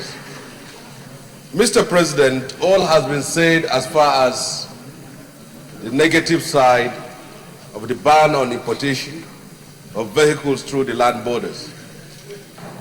Well, from my own study, this is one country out of so many that has decided on its own to strangulate a large section of its populace that lives within the land borders, and also strangulate businesses that has provided jobs for hundreds of thousands and millions of Nigerians. The ill effect of this ban is in 4 ways. First, vehicles are not needles. It is unfortunate that a custom, an institution that has existed for over 6 decades, will now say clearly that they cannot man our borders and collect revenue that are due for our country. And I will say this: Nigeria is not an ordinary country in Africa. We have a duty to our continent and to our sub-region. Our neighbors are people that we should always support. This ban does not only strangulate the communities that live within our borders, but it also helps and squeeze the economies of countries of Benin, of Niger, of Chad, of Cameroon, who have always supported and sided with us in so many ways. Today we are faced with an insurgency that has consumed hundreds of thousands of lives of Nigerians, for which the spillover we can see within our borders. If anybody means harm to this country, the first point, the first trajectory point is our neighboring countries. If they don't have a reason to identify and benefit with us, for what reason will they have to stand with us in terms of those who will plan evil against us? And I will say this very clearly, that if you look at this ban, it is more of an attempt to enrich and empower and entrench bourgeoisie business interests who have stake in importing vehicles through the sea. And I will say this clearly, that we cannot in any way afford to close down our borders to strangulate businesses. We are not banning the importation of vehicles to encourage local production. We are simply closing down the borders to allow importation through the sea, which makes no sense. So as far as I'm concerned, we must, as a Senate, stand resolutely opposed to this, that this government and the institution of customs service must comply with the demands of Nigerians. There is no gainsaying. We are spending billions to maintain a customs service, and they cannot in any way protect our borders and collect revenues. What the customs are saying is simply demonstrating their level of weakness, debility, incapacity, and incompetence. And in this aspect, I will say this strongly, our borders should be open. If there is any amendment that should be made on this, clearly, is to make specific entry points within the borders. For that very reason, we can regulate importation through the land borders, but not to strangulate it. And I thank you very much for this opportunity. Senator Shafa. Thank you, Mr. President, for giving me this opportunity to contribute. Senator Binga Ashafa, representing Lagos East Senatorial District. I rise to support this motion and to align with so many reasons adduced by my distinguished colleagues earlier. Mr. President, I will give you practical examples where this policy has really affected the ordinary Nigerian businessmen who are trying to contribute their own small quota through employment.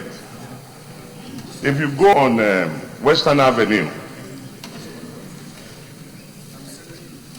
and Agege Motor Road in Lagos, not excluding Ikorodu Road, these are areas where you find used vehicles that average Nigerian will go and buy to do their businesses. As I'm speaking with you, or as I'm speaking to this upper house now, almost all the car dealers on those stretches are closed down. This is practical. And I'm saying, why has this happened? It is because the government that is our own, one way or the other, has been misadvised to issue out directives bordering on shutting down the businesses of Nigerians. Learning from experience, this new policy will only force clearing agents to go into smuggling. That is my own main concern. Clearing agents who are doing their legitimate businesses before will now be forced to go into smuggling. And like every other thing, some people will posit an argument that if we are able to close our borders for rice, and it is working for us, why can't we do the same thing for vehicles? This is not working in the case of vehicles because there are no alternatives. The alternative that we proffered in the case of rice ban through land borders is very, very visible to Nigerians. The lake rice, which is a product of Lagos State government and Kebbi State government, when it was to come out, it came out with almost half the price of imported rice. But let me shock you, Mr. President, distinguished colleagues. If you think that the imported rice are not coming in, we are making a mistake. They are coming in, it is only that they are rebagged in such a manner that you cannot tell from which country they are coming from. They would rather not put the country, and the rice are coming in. How have they been able to come in? It is because our borders are porous, the customs, in whatever form, have disappointed Nigerians. Let me go further to say that I will support a situation where we have our factories producing Nigerian-made vehicles. Like my brother, Senator Ben Bruce, will say, which I align with, and of course this whole Senate aligned with the Made in Nigeria goods. What we found out is the fact that the factories that we have in Nigeria that are supposed to be making vehicles are equally culpable,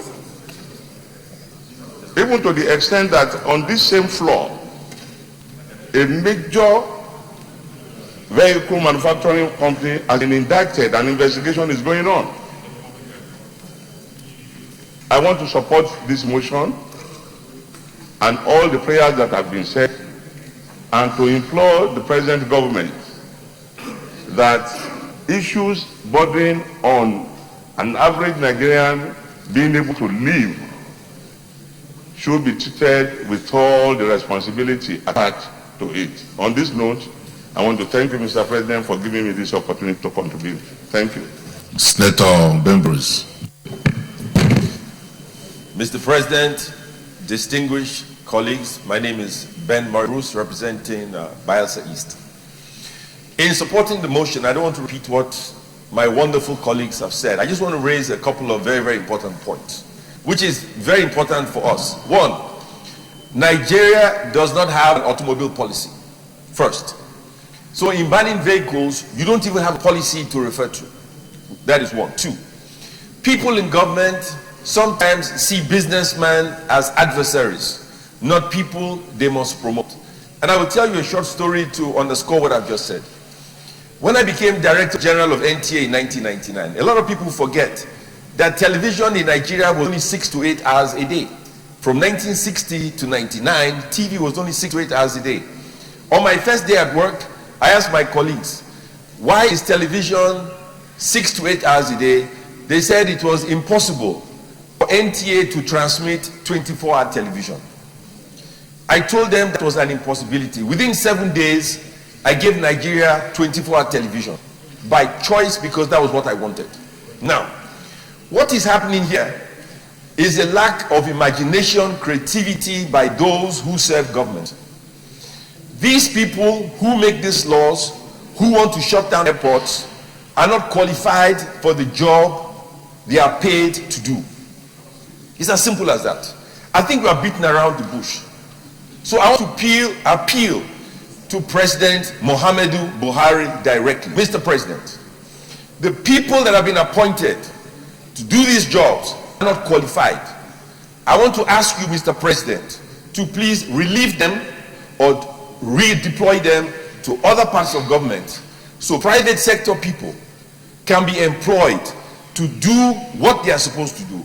This government is not here to impoverish Nigerians, put people on the unemployment line, create poverty in the land, see importers of cars as competitors to their jobs. These individuals, I repeat, are not qualified to hold these positions. You cannot shut down the airport. You cannot stop cars coming into the country. We must address the issue. Who is at fault?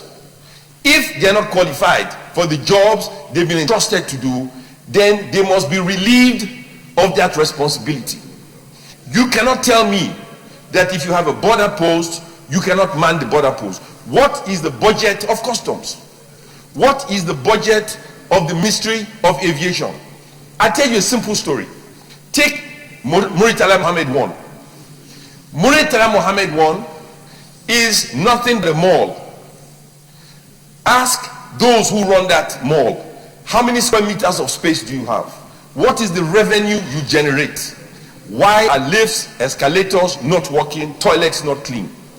If we in the private sector can run our businesses with no money, have major indebtedness to the bank, and you are sitting there with revenue, unbelievable revenue, and you cannot run something as simple as a space, an air-conditioned space. That is all it is. Because the management of Muritala Mohammed do not pay customs, do not pay the police, do not pay for the services. The customs department pay for that service. The police pay for that service. They do not pay DSS or SSS. All they do is provide a service. Yet that place is an eyesore. We must privatize government. I have had the privilege of running a business, working for the executive, and now I make laws with my colleagues. The problem you have is a lot of the people in government are not qualified for the jobs they are doing. We must not beat around the bush. It is an atrocious policy. But the issue is President Buhari must understand that he has to relieve these people of these responsibilities.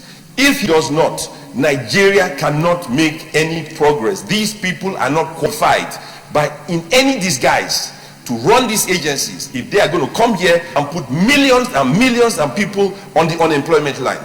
That is my submission. Thank you, Mr. President.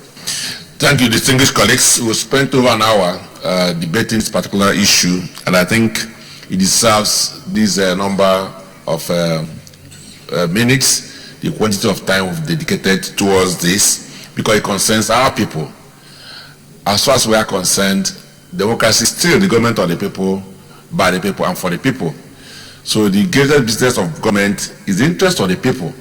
So the implication, therefore, is that the people are our employers. And if they say, maybe through their representatives, that this is what they want, I'm sure government should be able to listen and address it appropriately. So having heard the whole of the senators speaking here, my take is that it's the view of the Senate that the closure of borders for importation of these vehicles is something that government may have to revisit. So if that's the wish of the people who employed us, namely the electorates, now to their representatives, we must yield to those expectations, to those directives, because they are directives, because we're here, at the instance of our people. And of course, those in the executive are also there at the instance of the people. So if we will still believe that democracy is, we're running a democratic government, and democracy is government of the people, by the people and for people, we must ensure that whatever policy that we intend to introduce must also meet the expectations of our people. So having said this, let me again thank all of you for your wise contributions, and I believe that by the time we go to the prayers and we'll take our resolutions, that government will also respect the views of not just the Senate, but the people of Nigeria who are speaking through their senators this afternoon. So on this, let me put the question. Call on the customs services to suspend further action on this policy for an outright ban on the importation of vehicles through our land borders as from 1st January 2017. Those who support this prayer say aye. Those against say nay. The ayes have it. Prayer 2. Mandate the Senate Committee on Customs to investigate the circumstances that led to the sudden decision of the federal government on the issue of the importation of vehicles through the land borders. Those in support of this prayer say aye. Those against say nay. The ayes have it. And lastly, urge the federal government to consider the regulation of vehicle importation by approving an entry point in each of the geopolitical zones that has international land borders in the country. Yes. Who is Wakil? Right. Is your amendment too? Okay, let's start with Bukaraba.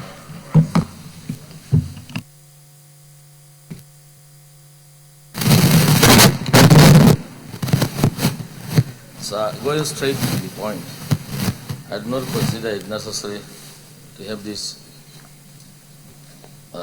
item at all. There's no need to urge the federal government to consider the regulation of vehicle importation by approving entry points in each of geopolitical zones and has international borders. In fact, you look at the borders, this even doesn't really make sense. Where do we have international borders where we have more than one geopolitical zones in those. So there's no need for this item at all. I think it should be dropped. Thank you, sir. I think I agree with you. If there's anything to oppose this, okay, you have the same opinion, go ahead.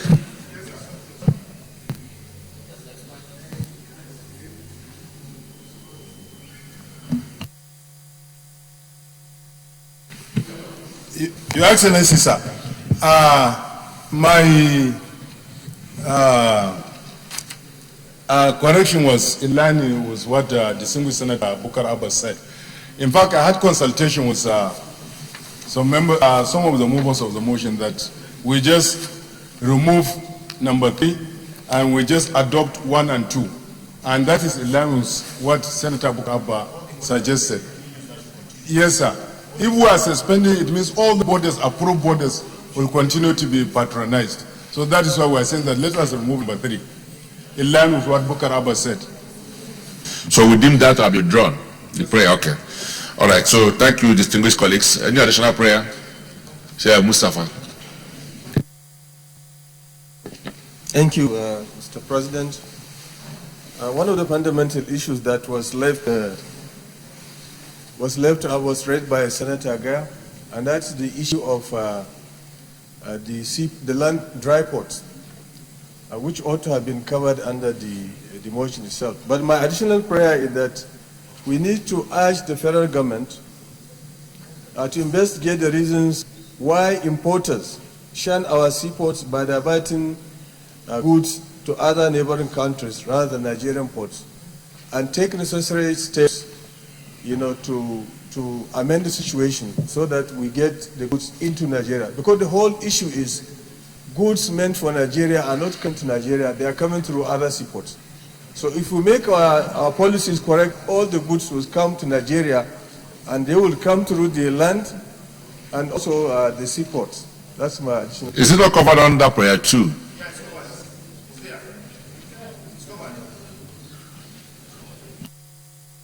Are you satisfied? All right, thank you. Sir Leader.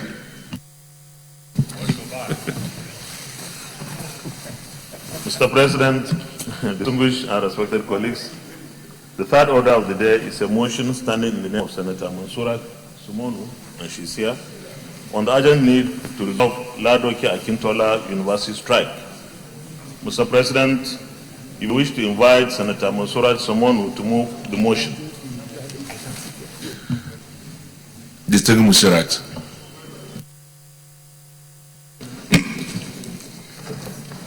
My name is Senator Mansurat Sumonu, representing Oyo Central Senatorial District.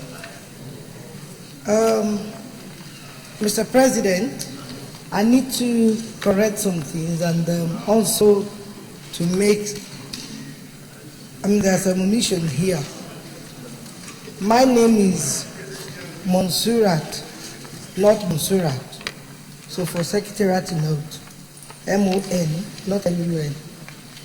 And also, Senator Oluremi Tinubu is a co-sponsor of this particular motion. The Ladoke Akintola University, Senator, our national leader, Asiwaju Bola Ahmed Tinubu, the chancellor of this particular university. And also, the two governors met last week, because apparently this motion came up before the new year. The two governors met last week, and excuse me, listen, because through it, you know the governors. The two governors met last week, and my own governor from Oyo State, Senator Abiola Ajimobi, at the town hall meeting yesterday in Oyo State, actually promised the students that they will be returning very soon. And today, both Osun State Governor and Oyo State Governor will be paying 500 million naira to, 250. each to make 500. That's what I said. To the two, to the universities for them to resume. So obviously the money will be paid today. But having said that, I need to thank the Senate for allowing me to bring this motion. Because even though it is a state university, but it is within our quasi-judicial role to intervene, to show... So are you withdrawing the motion now? Are you withdrawing the motion? Or put back microphone. Excuse me, it's not overtaken. So, for us to know, so that is why I just want to give the preamble of what actually happened. But having said that, as a mother, I will read the motion so that the students will know the concern of the Senate.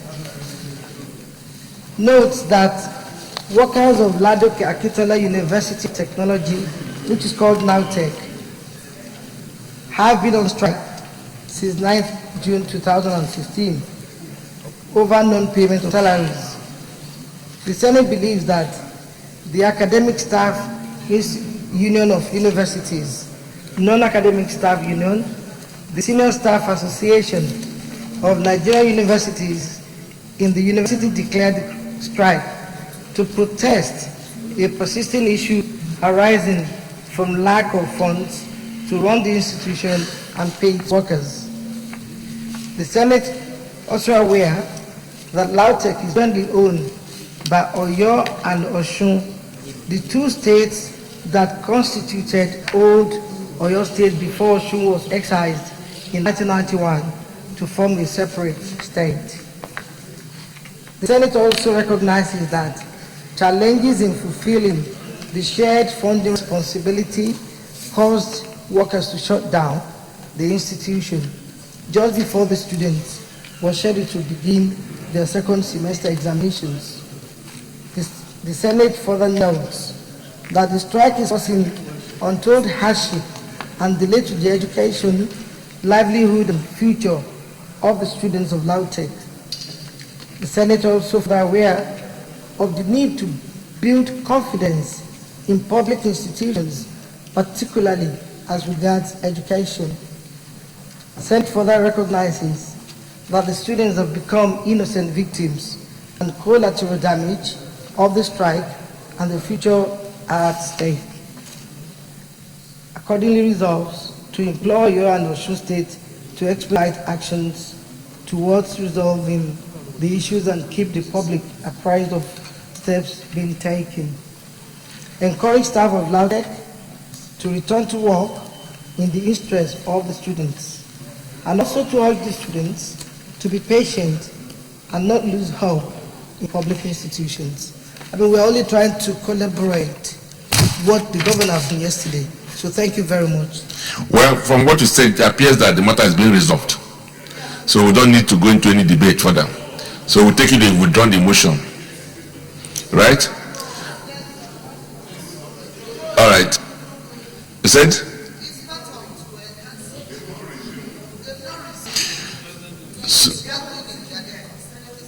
So you think we should still debate the motion?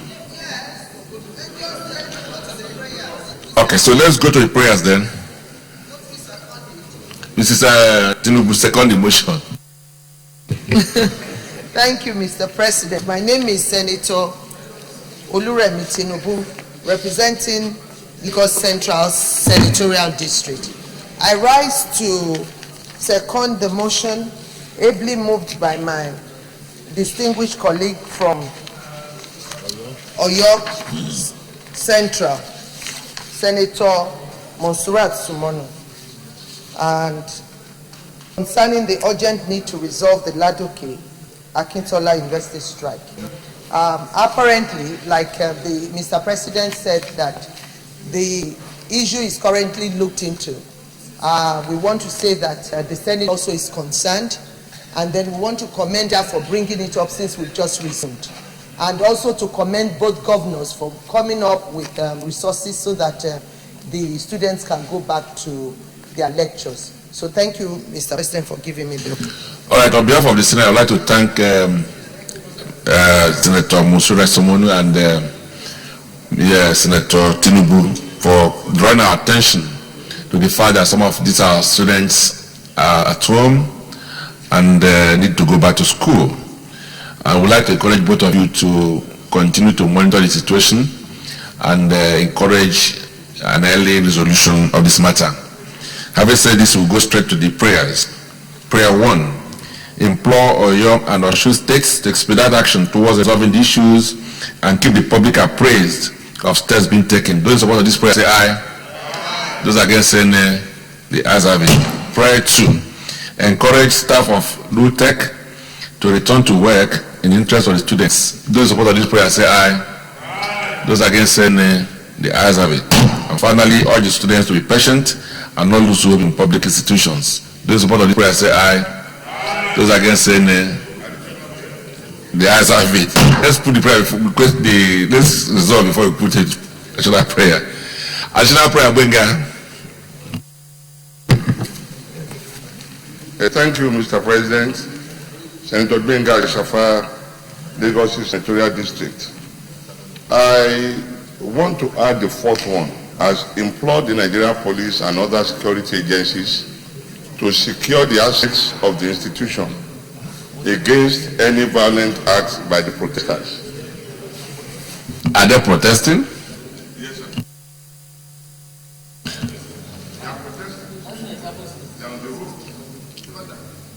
Yes, you break, bro. Mr. President, I am Senator Baraji Jibril, I represent Kano North. I stand to second the motion for amendment as moved by Senator Benga Shafa. I so move. Okay, those support of the that the police do protect the lives and property of those institutions. Say aye. Those against say nay. The ayes have it. State leader.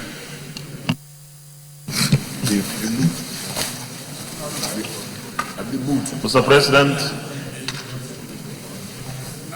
distinguished and respected senators, the fourth order of the day is the second reading. Let's take this one, please. This wouldn't take long.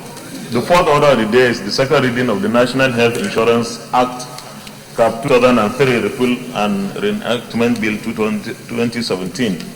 Distinguished senators will recall that the bill was read the first time in this chamber on Wednesday, 18th May 2016. Mr. President, you may wish to invite Senator Larry Tojo to move the motion for the bill to be read a second time. Senator Yosho. Thank you, Mr. President, distinguished colleagues. My name is Senator Larry Tojo. Sorry, hold on. Point of order, Senator Sikibo. Mr. President, Order 78.3, Order 47.4, and then the order paper itself. I want to make a point, and then maybe Order 11B. I will take 11B first, sir. In all cases not provided for hearing after, or by session or other orders, or practice of the Senate shall by resolution regulate its proceedings. And I refer to the notices. On Monday, I went around Rules and Business Office and every other possible area to get notice of the paper for this week. It was not there. Yesterday, I did the same thing. There were no notices. And then you appear in chamber and you have something to actually do. Now, how do you do it? Because we have to do some research on this work. I am not saying we should stop, but I'm saying that there must be a method for us to get notices for issues to be debated upon the floor. Otherwise, you come here with empty brain and just carry paper and just talk anyhow. We need to make some good research. So if you be direct, please. All right, noted. Senator Joshua. Thank you, Mr. President. Distinguished colleagues, I rise to move for the consideration of a bill for an act to repeal the National Health Insurance Scheme Act Cap N42 LFN 2004 and to enact the National Health Insurance Commission and for other matters connected herewith. 2017. Please, distinguished, we appreciate if you summarize it, because you can see that they managed to accommodate you.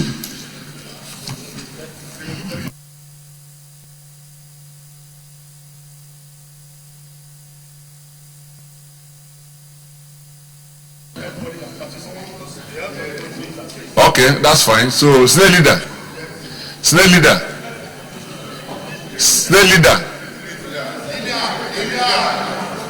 You have forgotten their Senate leader.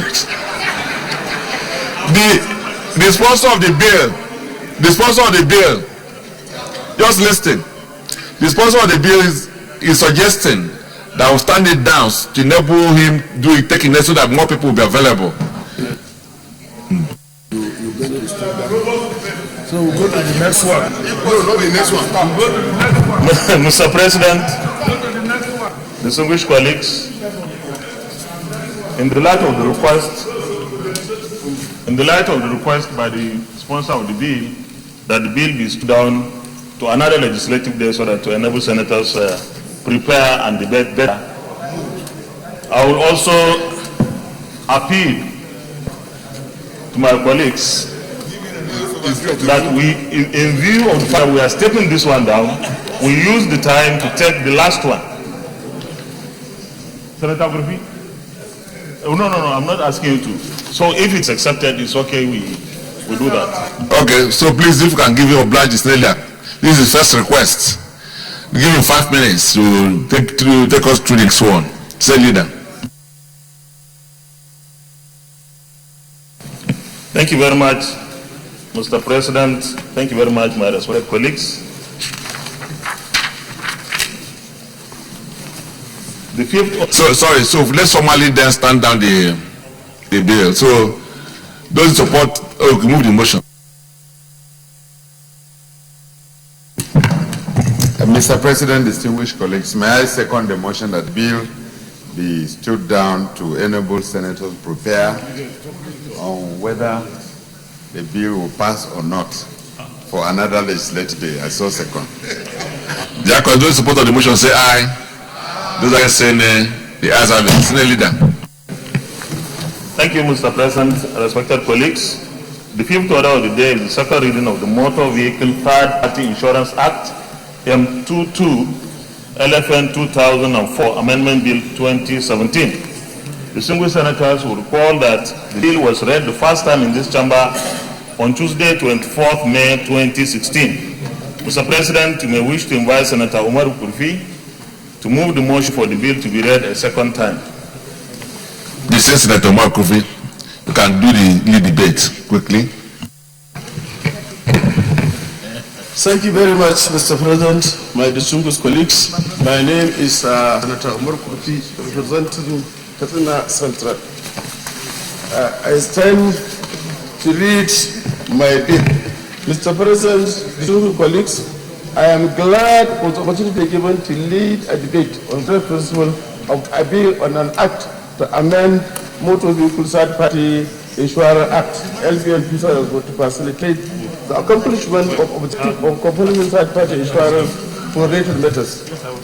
Mr. President, my distinguished colleagues, the act was derived from the English Third Party Insurance Act and domesticated as part of Nigerian law as far back as 1945 and commenced 1st April 1950.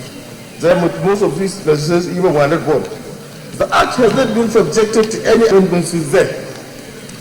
My colleagues, second, it is imperative that this point explains that third-party insurance is all about to appreciate the significance of the amendment. The third-party insurance refers this. Now, the definition of third-party is this. Now, if you are going to the bank and take a loan, bank is the first party. You, the customer, is the second party. So in the case of insurance, now if you are now going to the insurance company is the first party. Whoever is insuring is second party. So any other person is third party. It could be a person, it could be a property, it could be an electric pole. Any other person is a third party. Unfortunately, a greater Nigerian people users and owners do not use the third party insurance despite its beneficial case over particular or the road accident. The bill is therefore proposed to produce the Act in conformity with the current realities towards the ensuring of compliance and the award of compensation to victims of road accidents in Nigeria.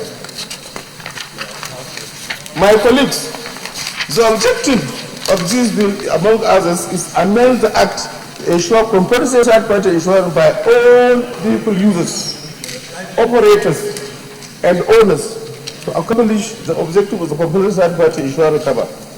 My colleagues, there are a lot of gaps and inadequacies in this existing law. One, inadequate patronage arising from the exemption of government vehicles for the third-party insurance cover. Two, inadequate sanction. Three, lack of enforcement measures by a regulatory regime. Four, inadequate compensation for accident vehicles either where the insurance company becomes insolvent or where the accident is caused by uninsured or hit-and-run driver. I will now go to specific amendments. Mr. President, my distinguished colleagues, the existing law and the amendments are here. One, Section 3 stipulates a fine of 400 naira. Amendments which I propose, contravention of this law should accept a fine of 100,000 naira for 1 year imprisonment or both, as per Section 68, Subsection 4 Insurance Act. Existing law, again, number 2, Section 5 says that the class of people or organization should be exempted from the Act. Amendment, no individual or class of people or organization should be exempted. Existing law, insurance premium is 5,000 per annum. The amendment, insurance premium should be reviewed upwards to 20,000 per annum in consonance with the economic, socio-economic realities. Existing law, there is no provision to compensate victims of either of accident where A, an insurance company becomes insolvent or goes into liquidation before judgment obtained. B, where the accident was caused by uninsured driver. C, where the accident was caused by hit-and-run driver who cannot be traced. Now the amendment proposed, upon to be managed by the insurance regulator, the National Insurance Corporation should be set up by way of taxi motor insurance, that is the motor insurance companies, such that victims of accident can be compensated under the circumstances mentioned in item 1 and item 4, A to C. Mr. President, my distinguished colleagues, it must be certainly noted that the exemption of government vehicles, including military, customs, immigration, police, NDLA, federal road corps, civil defense, prison service, and other school agents remains the greatest impediment to the realization of section third-party insurance in Nigeria. Significance of the amendment, Mr. President, and my colleague, it will boost, it will boost the revenue profile of the insurance industry, which will make them to meet up with the confederation requirement. 2, it will facilitate corporate stability. 3, it will encourage competition in the industry. 4, it will facilitate corporate liability in terms of claim settlement, which only be secured through wider patronage, particularly by government and its agency. 5, it will provide employment opportunity as the bigger insurance company, the more chances for employment. My colleagues, Mr. President, my colleagues, the role of insurance is to reduce risk. In the United States, insurance company is the highest contributor of the economy. Insurance enhances peace of mind. The industry is a powerful engine of job creation. Mr. President, my distinguished colleagues, the bill is wise consideration by the Senate to raise the standard of the law to achieve the objectives of the third-party insurance. I so submit, sir. Thank you very much. Well, distinguished colleagues, unless there's any person who is strongly opposed to this, I think this is a very straightforward matter. The issues for amendment are few and straightforward, and I believe that if there are further fine-tuning of the bill, that it could be done at the level of the committee. So, but if you still have any strong opinion on any particular issue, we'll allow you to say so, and then before we put the question, Senator Sekibo.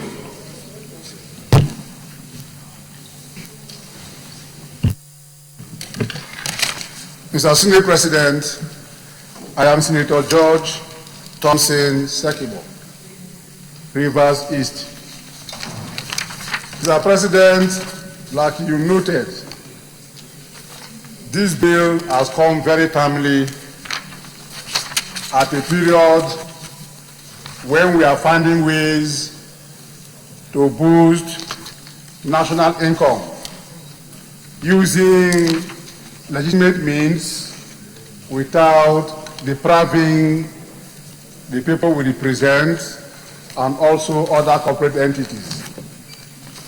Having said this, the amendments that have been brought forward are very direct. They are apt. If we adopt them and pass it for the second reading, I believe if there are any other few areas that we look at, the committee that will be fair to may look at those areas. So I rise up to second the second reading of this bill. I so second. All right, thank you, distinguished Senator Sekibo.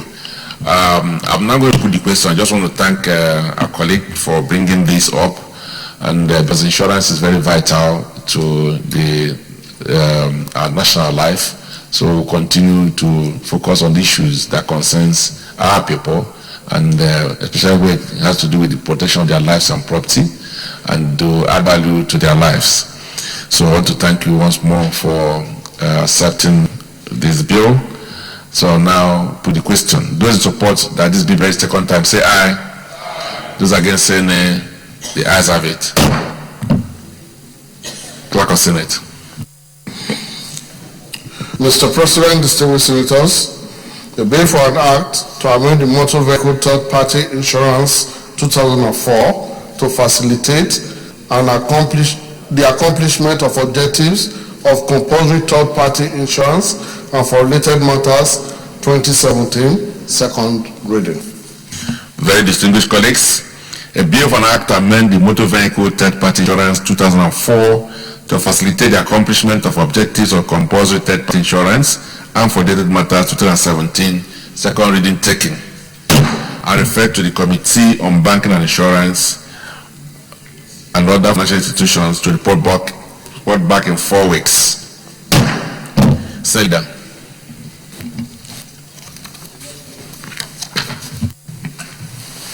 Mr. President, respected colleagues, in view of the ongoing public hearings and committee meetings, yes, well, I will not take any more. Order. How the leader to say something? Mr. President, I know it was a deliberate design by Senator Bochi, but I know senators want to attend the ongoing public hearings, and I move that we step down all the other items on the order paper to allow senators to participate in those public hearings and committee meetings. I so move. Minority Leader. Mr. President, I rise to second the motion that we step down the remaining items in the order paper to allow senators to attend to other activities of committees. I so second. Dear colleagues, those support of the motion that was stepping down the remaining items to another legislative day, say aye. Those against, say nay. The ayes have it. Still Leader.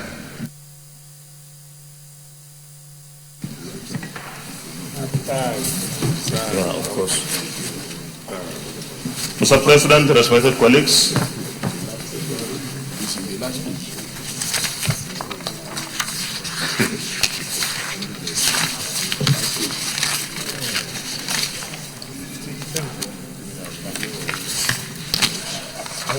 well,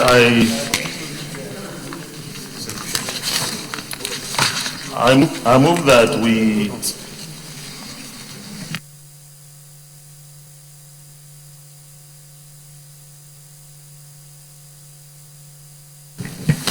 Mr. President, distinguished colleagues, having concluded today's proceedings on the order paper, I hereby move that the Senate do adjourn till tomorrow, Thursday, 12 January 2017 at 10 a.m. prompt.